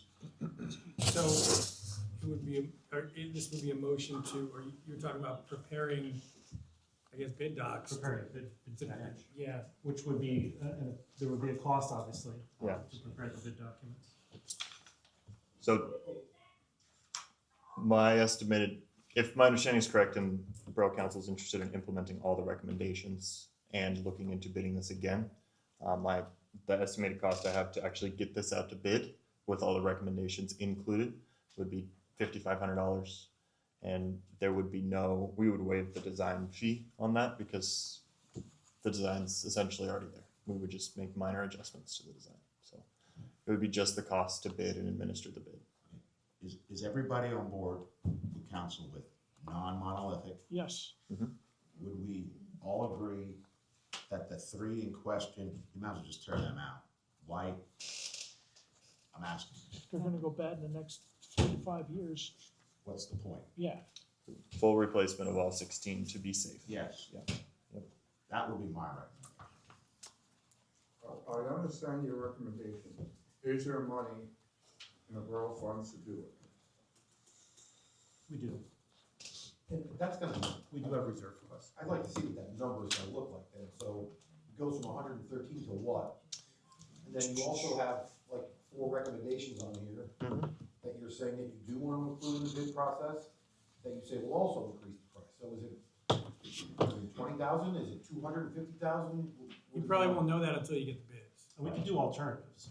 We could choose a couple of these. Correct. Things. I'll tell you the whole package. My estimated impact on adding all of those quality procedures, the impact on the bid will be roughly a 22% increase on the cost of the ramps, which will put you at a total of 8,500 for one instead of 7,000. which puts you at 127, let's say 130 to be safe. But So that's if- with some partial replacements and, Right. and sealing. Correct. They're gonna So go from then, 7,000 for a total replacement to about 85-ish hundred. so if we had 3 more ramps, it's another 24. So we're talking about 150. Just rough numbers, math in my head. Right. Those quality extras, I'll call them, give us no more guarantee or anything, just, we think this is better because it's, I'm ignorant to concrete, I don't know Yeah. what it costs to have an American Concrete Institute certified technician confirm the mixture properties during store, I have no idea what that costs or what that brings. It'd be It about seems like if you're hiring somebody to, spend $130,000 on concrete, they should know what the hell they're doing, shouldn't they? That's what we thought last time. Agreed, and so my question is, if we agreed this $150,000 and we're here 6 years down the road and doing the same thing, what's to stop that from happening? So that would be the level of oversight that the borough directs the engineer to perform. We can be out there full time. Which I assume has a cost to it also. Exactly, yes. So then if it fails again, does it come back on you? It comes back on the contractor, but I would recommend putting in a 24-month maintenance period on this. If we can, Yeah. yeah, Yeah. definitely, we can do that. Would that have changed anything in this case? Were these deteriorated? No, it wouldn't. No, it's just additional security. I do not think, I was looking at historical imagery, and I was looking back at 2024, and just from street view, they appear to be, you can't notice deterioration from street view. If you got up close to it, you could probably see the start of it. Josh, how many years do they change these ADA ramps? Because I'm going back, you said this was what, 1920? Sorry, 2020? 2020. Okay, because before that, it seemed like every other year, ADA came up, we had to do a different ramp and we have to do a different ramp. Yep. Yep. Do they do that often? Most of the changes that are happening to ADA right now are in like specialized cases, hospitals, schools, that sort of thing. There was a time where there were very regular updates happening. It was coming from the federal level. The feds were making regular changes and municipalities were slowly rolling it out because the feds were tying funding to adhering to the new standards. With the current administration, there's less money being put into revising those standards. Thank you. So, I did make a motion. Does anybody want a second? I'll second. What is the motion? To move forward with preparing the bid For the bids, yeah. That's gonna cost $5,500. That's gonna cost $5,500 to get a bid together.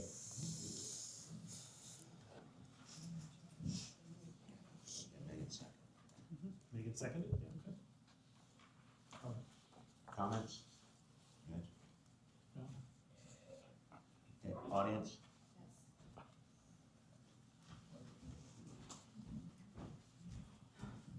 Bernie Ryder, 142 East Main Street. I have to say, I'm very concerned that amongst this entire conversation, the insurance of the contractor that you hired to do the bid has not been brought up.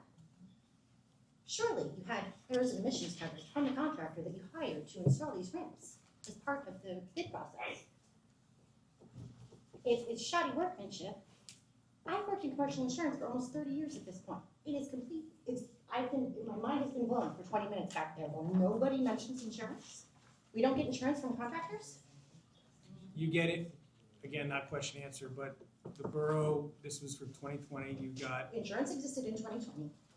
Not finished. Okay, well, I didn't get to finish, but the There time was started, insurance, so- there was insurance provided at the time, there was a 12-month maintenance bond or maintenance period associated with it. This is, Insurance doesn't expire this then. is 6 years out. It In my does not understanding, a portion of the conversation was there is an additional option to try and determine whether or not it was faulty workmanship. No, that's at your cost, us doing the investigation. All somebody has to do is pull the certificate of insurance that any knowledgeable solicitor and, whatever you guys are, I'm sorry, I'm literally failing for words right now because this is blowing my mind. If they had errors and emissions insurance at the time, if the work starts to fail, as long as you wrote your contracts properly, we have full recourse. They will do the investigations. They will see what went wrong. The insurance company will handle it. So either we fucked up as a borough and didn't put the proper legal requirements, contractual requirements in place. You are willing to spend money to blackball the contractor. Why not take 10 minutes of research in our records that probably don't exist and see what the contract says? Where's the E&L? And part of your bid, your 5 recommendations, why one of those didn't include proper insurance with proper indemnification, proper hold harmless agreements, everything properly put into place so that we are not screwed again. It's like none of you, this is all of your first day. I've heard a lot of stupid things out of this council, but this is by far the stupidest. Okay, thank you. Karen Builder, 975 9th Street. I actually wanted to ask the same, well, not ask the same question, but just make the comment that I was really surprised that there's no recourse to this contractor that we had. And also, how do we even know that they lasted 6 years? We don't know that. I mean, Janet, you lived there. Residents must have noticed that they were, decomposing, whatever, before that time. Like, do we know anybody who lived there 4 years ago and they moved and they know for sure that it was starting then? Why are we just looking at this now when we probably could go back to the contractor and say, you did shoddy work? And maybe we would get something for that. I don't know, but I think it's worth a try.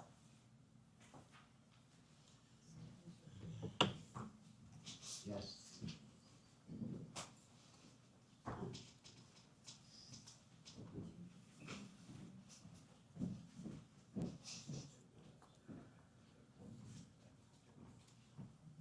Terry Bush, 42 North Button Street, Macungie, PA. I'm curious, so it wasn't PennDOT that hired this contractors, it was your company? It was the borough. It was the borough, so it was the borough council? Yeah, the Borough Council in 2020. Okay, so if you made a mistake the first time, how can we trust you to do it right again? None of us were up here. What, pardon me? None of us were up here in 2020. I was. Oh, you were? There you go. So, I mean, but you know what I mean, just that you're gonna do a thorough job, that you're gonna look into this, I mean, that even what Bernie said and what Karen said about insurance, making a quick decision on, that's a lot of money. I mean, our taxes are going up, our water went up, and now you're just gonna you spent a lot of money on a hack lawyer, on a personal reason, with an elephant in the room, and now you wanna spend this money. I mean, I just think you should think about it. We really need to have some more information, and there really should be some investigation before you make a decision. Thank you. Thank you.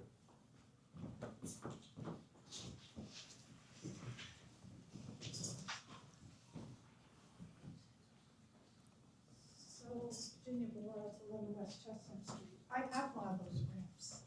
It's on the corner of Church and West Chestnut. I can't hear you. I'm up at the corner of Church and West Chestnut, and I have one of the ramps, and it's fine. So my question is this something, is the state, are they coming to us and saying your ramp's not compliant? Who is it that's questioning the condition of the ramps? We have those bump outs, I figured, we have those bump outs that nobody has done anything about.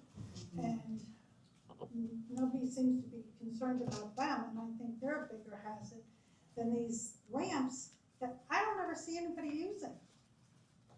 I mean, I'm there I've been there 42 years. I was there when they installed. I had a problem because what they did was they took one of the pieces of the concrete and cut it in half and just replaced half of it. And I went to the borough at that point and I said, there's no way this is gonna stand. And they redid it. But my question is, who is saying that these need to be done because we're not in compliance with their codes? The ADA. But are the ADA questioning us? No, it just exists, we have to comply with it. We did comply with it. But you know what they do? Okay. I walk down that and you can slide on the stones that I don't know, I mean, mine's fine, so I wouldn't know, but there's a lot of money being spent, and They have to be replaced before they can do Church Street. They have to, walk down Church Street. Just walk down to the church. I live on the church. Well, walk down and see how they're deteriorating. It's nice. Yeah, mine's fine. I don't ever see anybody.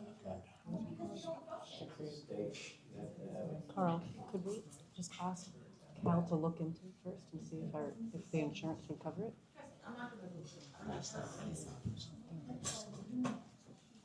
Can't we just give him the directive and say, look into the certificate of insurance? Yeah, I can review the bid docs, which should have it in there, but it's 6 years out. It's been asked.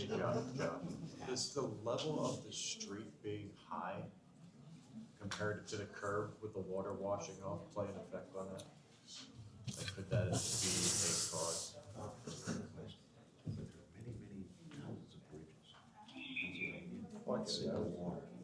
Yeah, I know, I would be curious. It didn't cause the original durability issue. Right. Made it happen faster. So, Did I just hear somebody say that they all need to be done in order for us to do Church Street? Is there an advantage to that? Just so that you don't have to replace them again, because replacing them requires cutting into the roadway, and nobody wants to cut into a brand new roadway. So my recommendation was, What would be the timeline for this? I mean, it's gonna take a while to get the documents, you're gonna have to put a bid out, that's gonna take a while, right? I've already talked to the team. We would put this one specifically on a rush because we know we're trying to get Church Street through as soon as we get the right-of-way clearances on Hickory. So this would need to go beforehand. So we'd push it through as soon as possible. It'd be quicker than the other projects because there's no grant funding hoops that need to be jumped through to get it out to bid. And then, so that's my next question, there's no funding options for this that we can apply for? Not, I mean, even if not in the PennDOT short term. Correct. And so it answers my other question also.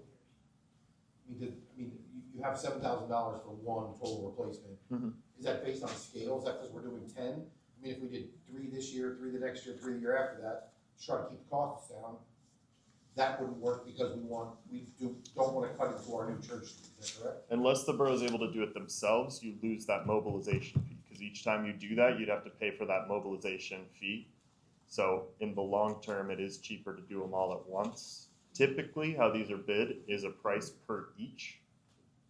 And those are prices we've just pulled from comparable projects that were bid recently. So if we did 3, 3, and 3, they'd still be $7,000, but each time they'd have the mobilization fee. So it'd be $10,000 more to do over 3 years. Correct. Plus it's, the concrete companies charge every time you send the truck out, and it's not a small number.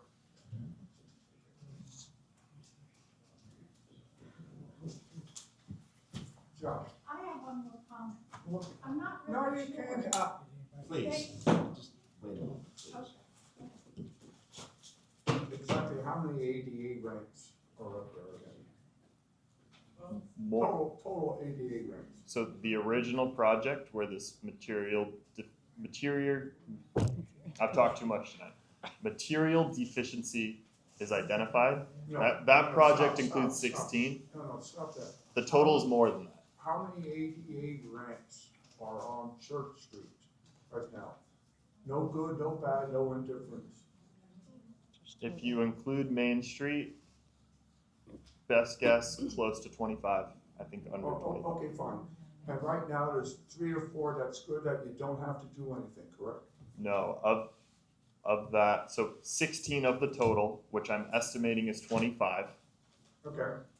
have potentially or do have this issue.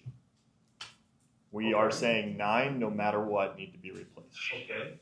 We're saying 4 could get away with partial replacement, but the reality is still you're replacing most of those. You're only saving some. And you put 3 of the 16, such as the ones up on Chestnut Street, as discussed, those were included in that, could remain, but we recommend sealing it to try to increase the durability. Everything else that was not part of this project, we didn't identify any deficiencies that would require replacement, which would be an additional roughly 7. Thank you. Yeah. So I have one more comment. 2 years ago, I had put $3,500 into my sidewalks because the state came through and said in order for us to pave the road, why did they mention these ramps? If they need to be replaced before they can do Church Street, why didn't the state mention that they were in compliance? 3 years ago, you mentioned? 2 years. 2 years ago? The condition of these ramps 2 years ago was much better than they are now. Really? You went out and looked at them? According to the imagery I have. Yep.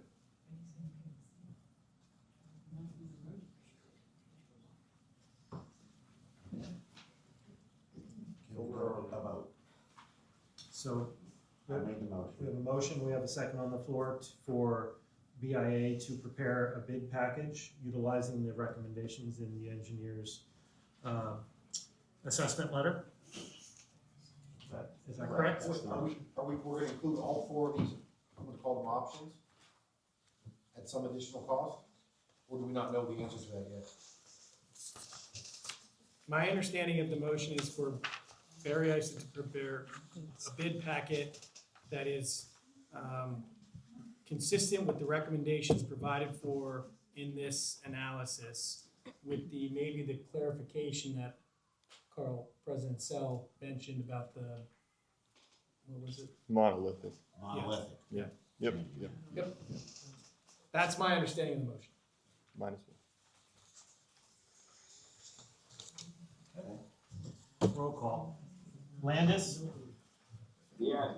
Reinbold? Yes. Hutchison? Yes. Megan Sell? Yes. Lynette Sell? Yes. Ashelman? No. Carl Sell? Yes. Motion passes 6-1. So that bid package will be prepared, will be put out, and we'll be back with bid numbers at some point in the future. And we'll prepare that, and I'll talk to Josh about the best way to prepare that with some alternatives that maybe give us some flexibility. Yeah. Yep. Okay, thank you, Josh. We're finished with him? Did we have to leave? I hear that a lot. Yeah. Oh, you're not leaving. Thank you, Kelly. Thank you for Have a good night.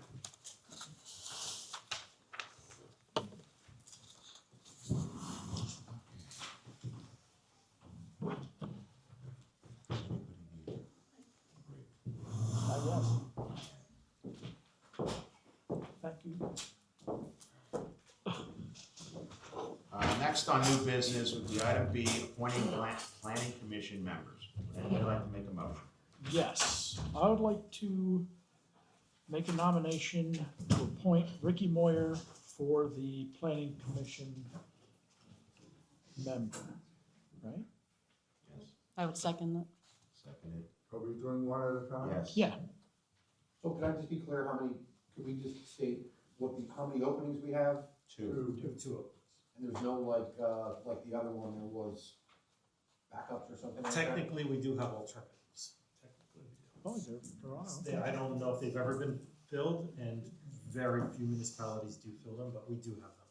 Okay. Any other questions from council? Okay, audience, any questions? No? Roll call, please. Reinbold? Yes. Hutchison? No. Megan Sell? Yes. Lynette Sell? Yes. Ashelman? Yes. Carl Sell? Yes. Landis? Yes. Motion passes 6-1. Thank you. Thank you, Mr. Moyer. I'd like Okay, to we make a have a second. motion to appoint Bernie Reiner to the planning commission also. Can I have a second? Do I get a second? Second. Stan Landis? Any discussion from us, council? What was that? Any discussion from council? No. Audience? No. Roll call, please. Hutchison? No. Megan Sell? Yes. Lynette Sell? Yes. Ashelman? Yes. Carl Sell? Yes. Landis? Yes. Reinbold? Yes. Motion passes 6-1.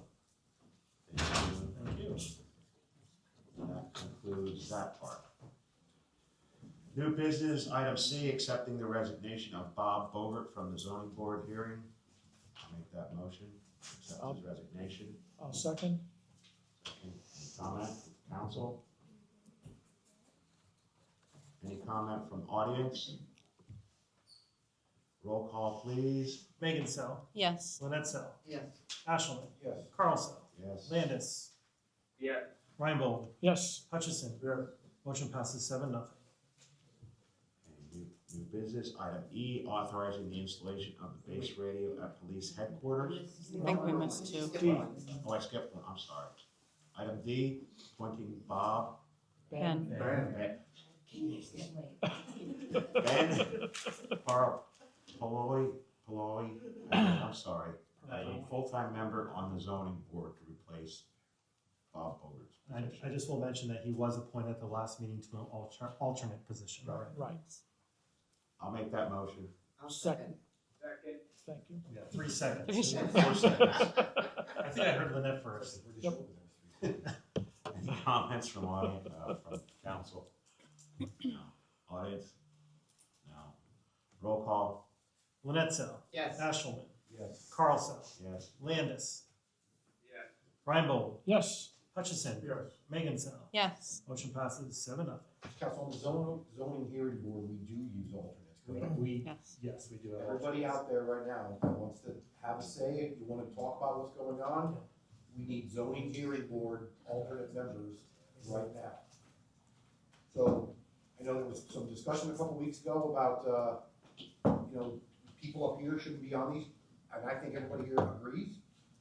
Would love to see some more people get involved in that way. Okay, now, we'll move on to item E. What? I just wanted to know, does the same rule apply with the zoning board, where like Bob Over could it be Okay. on Yes. Stop a minute. commission? Let Pat explain. What's the, Well, like how we had a conflict with Bob Over, because he couldn't sit on the that's a board. specific provision for a zoning hearing board member. Right, I'm asking zoning, hearing, and planning commission, does that same rule apply? Yes. Yes. Not compatible. Yes. Not compatible? There's no one, you're not on planning commission, are you? No. Okay. So, Or water authority or anything. Yeah, The state. if a zoning hearing board member cannot be appointed or elected to any other board or commission in the municipality, it's very specific to zoning. Okay. You can be on all other combinations, but zoning has to be standalone.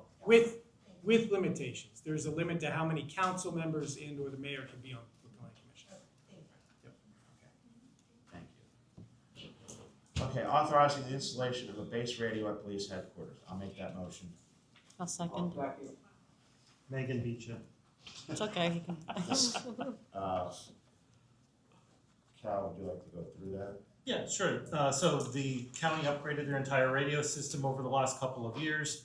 And one of the last steps that we need to complete is installing the base station in the police headquarters. And this quote is from Echo Communications at $1,459. And we actually have a $600 credit sitting on their accounts right now. So it was $2059. So it's only $1459. Definitely recommend this as it's needed and it was budgeted. Well, do we have the radios yet? I think we do have radios. I believe we do. Oh, okay, because I Yeah. just wanted. All right. Anything else on the council, any questions? No.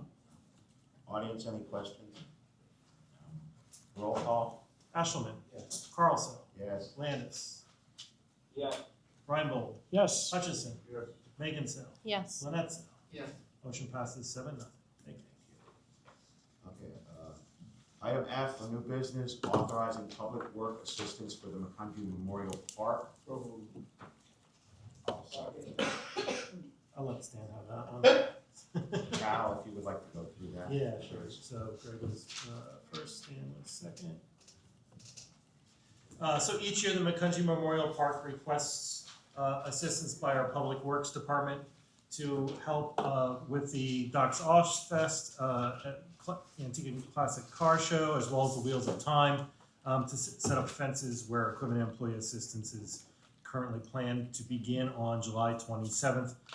The council it's about 3 to 4 hours of total work, and the borough has been assisting the Memorial Park for many years in this way. I want to point something out on this.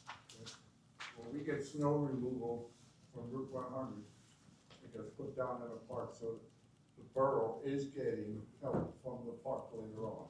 We're not just giving it away, we are also receiving. Absolutely, and the park provides a large portion of the recreation for our residents. I get it.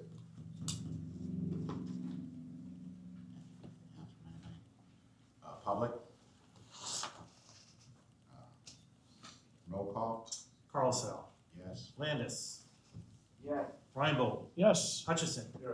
Megan Sell. Yes. Lynette Sell. Yes. Ashelman. Yes. Motion passes 7-0.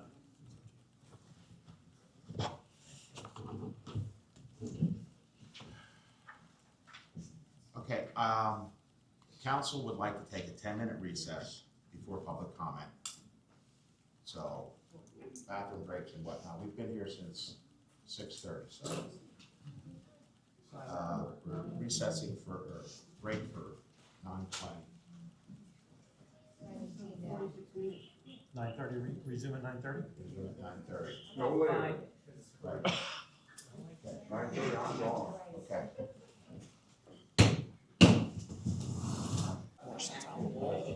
Real trash, Call the meeting back to order now. 9:30. July 20th, 2026. Move on to public comment.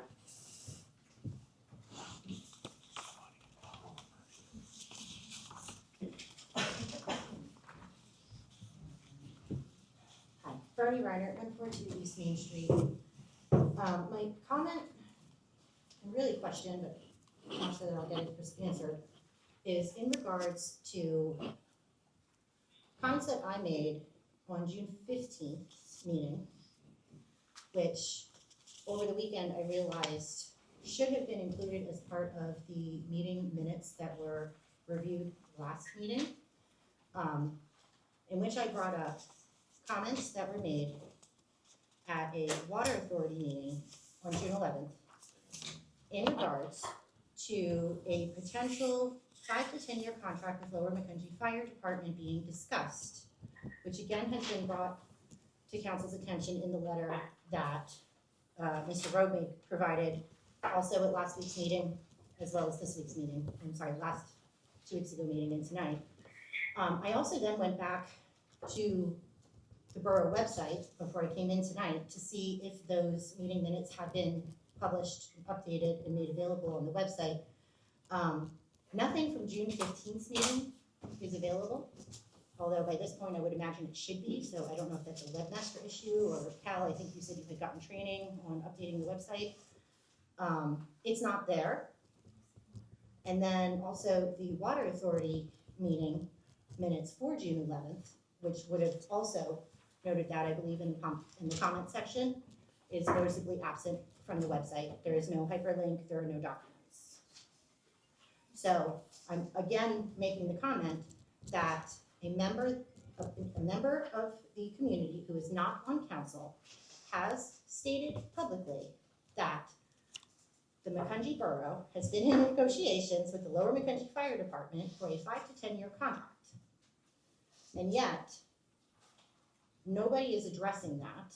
And then the letter that hopefully is appearing on tonight's agenda documents online and part of the official record was again listed as correspondence, but due to some grammatical differences in the way things were worded, it was not an agenda item, and hopefully it will be next week.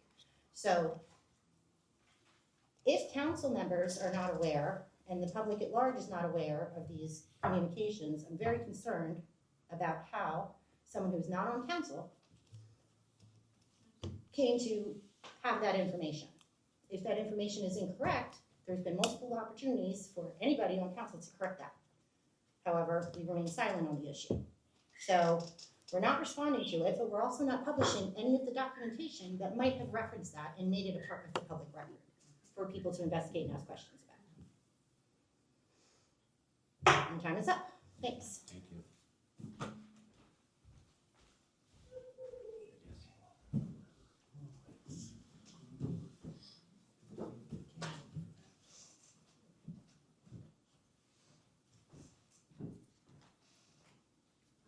Terry Buss, 42 North Putnam Street. This is kind of the mayor. Advanced Police Department does like PSAs they put out about like the speed limit here, or you have to stop at the stop sign, or any kind of problem that might be in the borough. Buttonwood Street is the exit to the schools, and it's a nightmare. I mean, it's a nightmare. Nobody goes 25 miles an hour. The buses don't go 25 miles an hour. The cars don't go 25 miles. Nobody does. They're on their phones. They're holding their dogs. It's insane. I mean, I've had people give me the finger, I've had people stop and threaten me when I said, slow down. But they come through, the school property, which is 15 miles an hour and then goes into 25. I had called the school and I had two signs, they said that they were gonna do something about it. I got two signs, new signs that said 15, which was great because the other ones were couldn't see them. But that's state police property, and I mean, you can't expect the police to sit there because they have to sit at the railroad tracks at traffic and, those school buses and everything, but how to address this? I mean, it'd be great if we could get a speed sign that is, blinks what your speed is going. That's, okay, thank you. Whatever, solar, so it's addressed so that they, if I see one, I'm like, oh yeah, I'm going a little fast, I'll slow down. But is there ways that we can address this on the, from council to the public? Like, hey, it's 25 miles an hour, because like you said, it is difficult to do this, but make them aware that it's time to slow down.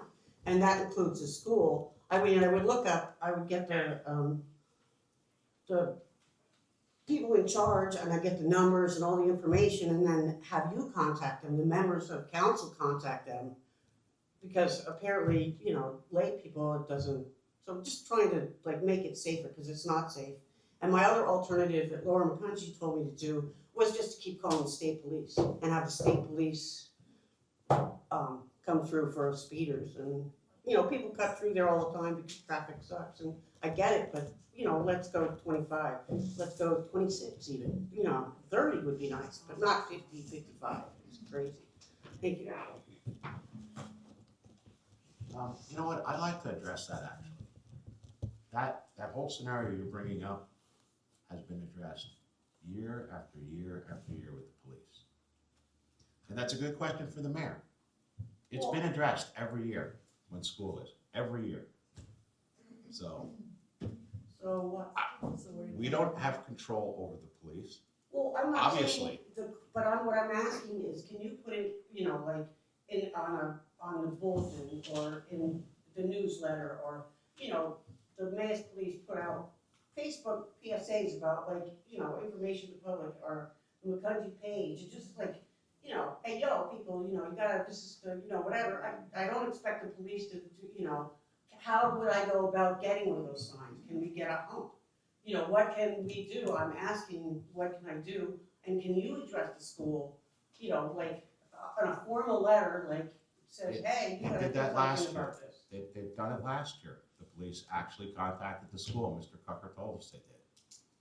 Well, So can we do it that's- again this year? Because, every year, new students, and, well, Over that's here. why I was asking him. There you go. And, I'm just giving you some background information. well, I That's all. appreciate that. And I'm just, but every year it's different. I mean, you could, Okay. next week they won't do it, but it's already started with whatever's going on in the summer, and it's like craziness, so Okay. I don't know how else to address it. Thank you. Thank you. Young lady, question for you. Do you have a problem with the buses coming in and jamming up the whole street before they're allowed into the parking lot, or is that taken care of? I don't know. I mean, I don't know what you're saying. I'm not in charge of the school. I just No, live I on the know, exit. okay, this is what I heard on Buckwood. The buses were coming down, going to where the school property was.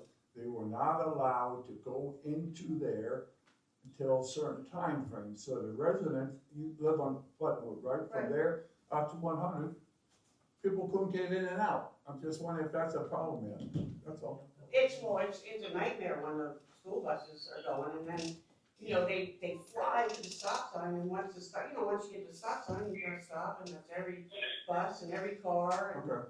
whatever, and then I think he's saying it was just they're a parked kind on of a- Buttonwood, the school won't let them into a certain time. Yeah. Yeah, I don't have any control over that. Is that still happening though? I don't know, that's this summer, I don't know. But that's, that's what I mean, I'd have to call the school and ask, I don't know, I don't have kids, I don't, but it's dangerous.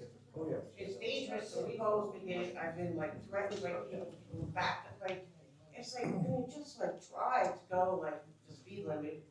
And I shouldn't be in danger, and if a kid gets hurt, you know, it's Macungie that's gonna be, we're gonna be screwed, you know? Okay, thank So you. I don't know, so, you can check that out, that would be great, thank you. Mary Billinger, 975 IC. I just wanted to make a comment that this subject has come up in the past 2-3 meetings about the bump outs, and there's never any real solutions, and there's never any communication to the residents as to what's going on, and they are filled with weeds and trash, and they just look terrible. It's just doesn't look good for our little town. So similar to the assessment that was just provided for the ADA ramps, our engineer and borough staff and myself are going to be going out and assessing all the bump outs next week. You said So- that last time. So we will have a report at a future meeting. And you said that last time. You said the last 2 meetings. So we'll have a report at the next one of the next 2 meetings with a very similar assessment report to what was just provided. Okay, well, it's kind of like a recording that I'm hearing, so thank you.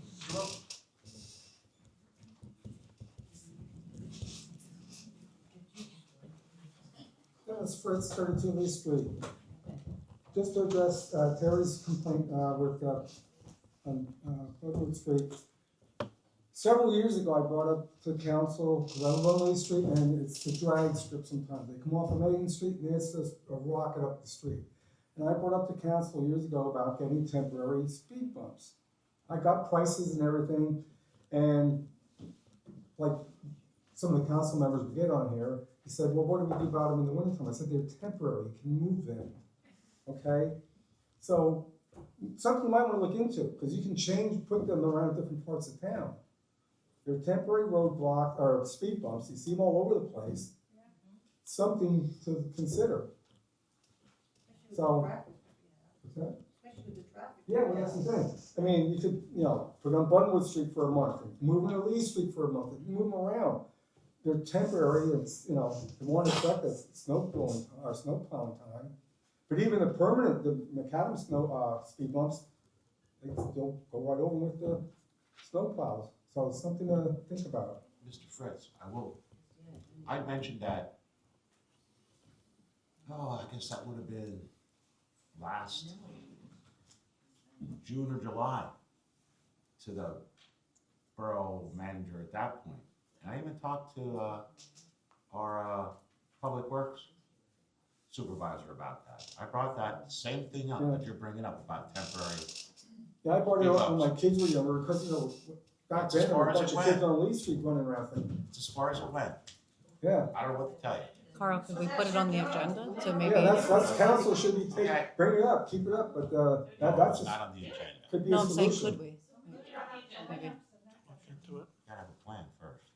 I would suggest, Just to decide. excuse me, Wow. there is, guys, we have to maintain decorum in these meetings.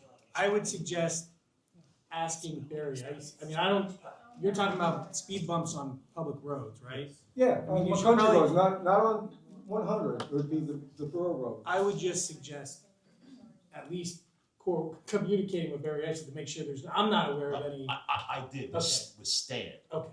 That was, Stan's not here, John Brown's not here. Okay. Tracy's still here, but So then maybe. As far as, I talked with Josh.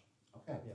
Yeah, because I've got the prices and everything for them, it's like, it's not expensive, it's it's not not. expensive. Thank you. No, wait, sorry, Mr. Roman. Real quick. I just wanted to add to what he said. You can't keep having people jump up and down and Well, constantly. he said I could go. Okay, go ahead. I just wanted to add to what Dennis said, because I experienced this on a road. They had, and I think Bernie touched on it, on like a speed limit sign, they had the red flashing things that were solar activated, and it made me be like, okay, yeah, I am, speeding or whatever, so it made me slow down. It's just a suggestion. Thank you. Thank you.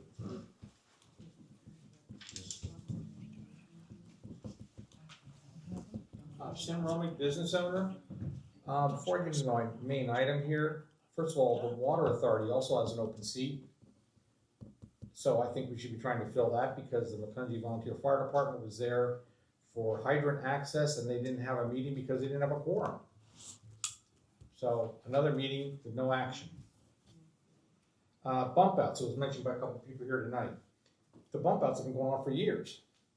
And a lot of properties are being affected, and mine, and actually the borough came out and did some temporary repairs down at my property because it was washing out the retention wall at the Swabia Creek.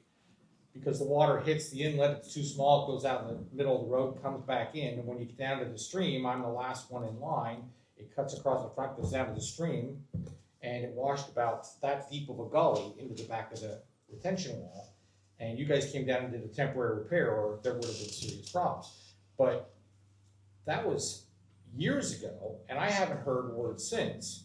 And I know time to time when Stan was still here, you were planning on doing, how do we fix this? So that needs to be done. I mean, we're taking pretty quick action on the ADA ramps, but those have been lingering for years. Getting to my main topic, I researched the Borough Council meeting minutes. I found when Ron Karboski was appointed as Emergency Management Assistant Director. I did not find when he was removed from this position. I did not find when a replacement was named for his position. I found when Ron Karboski was appointed as the main liaison with the Lower Macungie Fire Department. I did not find when he was removed from this position. I did not find when a replacement was named for this position. I also found out that the day President Trump was in town visiting Mack trucks, that Ron Karboski was seen driving around in a Macungie deputy chief vehicle. Not driving it, right front seat. Is Ron Karboski still serving in those two positions? Because I think he is. I think somebody's schnookering everybody. Is he serving in those positions? His resignation. Just so you said emergency management. Emergency management And what was the assistant director. Oh, not assistant director. Whatever you have the emergency Well, there's an management emergency director, management coordinator. and then there's an assistant. So you're saying he was the assistant? He was the assistant. I found it in the minutes. And what He was the never other- removed or replaced, and his resignation letter says he resigned from planning and council. He does not mention that. What was the other one? Liaison to Lower Macungie Township. And when I asked Cal the other day, he didn't know who was serving. So how can we not know who's serving in these appointments for the Borough of Macungie? And why is he driving around in a deputy chief car for the Lower Macungie Township Fire Department? You guys are running this borough, right? How come nobody knows who's doing what or who's appointed to what? You didn't even know your term ran out till I told you. Thank you. You're welcome. I'm trying to do a service for you. I know you are. Have you read the book I gave you? What book? Robert's Rules of Orders for Dummies.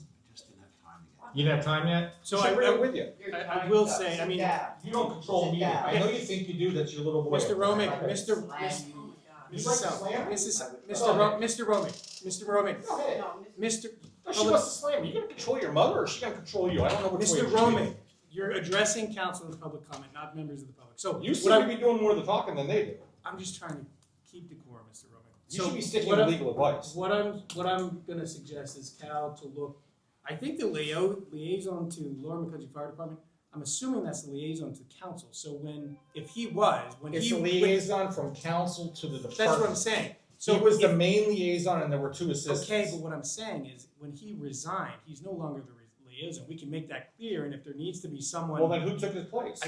I'm saying, if someone needs to fill that, whatever Then that we have position, to do it, right. if it is a position, it's like Well, someone to it was a- correspond with the Lower Macungie Fire Department. It was an appointment. So what I think we'll have to do is to look at that and also look at the emergency management assistant. Yes. To the coordinator. Yes. He was made the assistant when, what's the manager's? Barbara? Barb Ferry. That's it. Yeah. Tim Keller resigned, and she was made the director, and Ron was made the assistant director. I'll look at that. I will say at the January meeting, the reorganization meeting, there was a motion that was passed which dissolved all previous boards and committees and all that stuff. So I don't know if that would take care of the liaison portion. Yeah, the liaison is, that was a position between, as a council member, to communicate with them. So if he's not on council, he's no longer. a Are you liaison. sure about that? Well, I think we're gonna clarify and make clear, if someone needs to be in that position, it'll be discussed and potentially on a future Could Cal agenda. just be that person? Yeah, absolutely. Well, I'm not a council Yeah. member, I don't know, it's up to council who fits that position. Well, correct me if You I'm would get wrong. normally I thought He would Cal- get it. I Okay. thought Cal would talk to the fire company. Normally the borough manager. Yeah. That's right. Correct. Well, you were appointed as one of the assistants, Of what? a liaison, on the same meeting minutes. What meeting? I can get the meeting minutes. What I do meeting? remember. don't No, I know what think you're talking It was a about. council meeting, he actually made the motion himself. Oh, okay, yeah, okay, I get you, I got you. I believe it was you, Carl Sell was an assistant, and you were an I was assistant. What you are referring to, sir, is that the township was talking about getting together and have a 5-year plan, what Macungie's part would be in it. And I was his deputy. If Ron couldn't go, I went, but I never went to any of the meetings. I know, that's what liaisons do. You were a liaison for the Macungie Volunteer Fire Department years ago also. About 20 years, yeah, about 20 years ago. Less than that. You and Mr. Becker. Mr. Becker, really? Mhm. Okay. Do you know what the date of that meeting was? I can look them up for you. Okay. Oh, I can look do them a up. search too. 3 years ago, 2 years ago, something like that. No, fair. I'll look it up. I have them at home. Yeah. If it was a committee that they were appointed It to. was not a committee, it was a liaison for interacting with the department. Okay. And the emergency management position, I mean, that should be That's a something position. that, if he's not doing it, I thought you were supposed to have both those positions filled, and aren't they supposed to get reviewed by the governor? They do, and Harv Ferry takes care of all those. So I'll ask her to review the plan and see if there's anything in there that needs to be switched, changed up. Okay, thank you. Do both positions I get? have that date for you. April 7th, 2025 for our council meeting. Okay, thank you. Carl Sell, Ron, and Greg. Liaisons. On what? Thank you. On what? And was it a committee? Sorry to. Huh? It was all out of liaisons. The appointment was not just Ron, it was council designated Ron Kravowski, Carl Sell, and Greg Hutchinson as liaisons to the Village of Macungie Fire Department at the Macungie Borough Council meeting held on April 7th. Okay, thank you. Yeah, yes.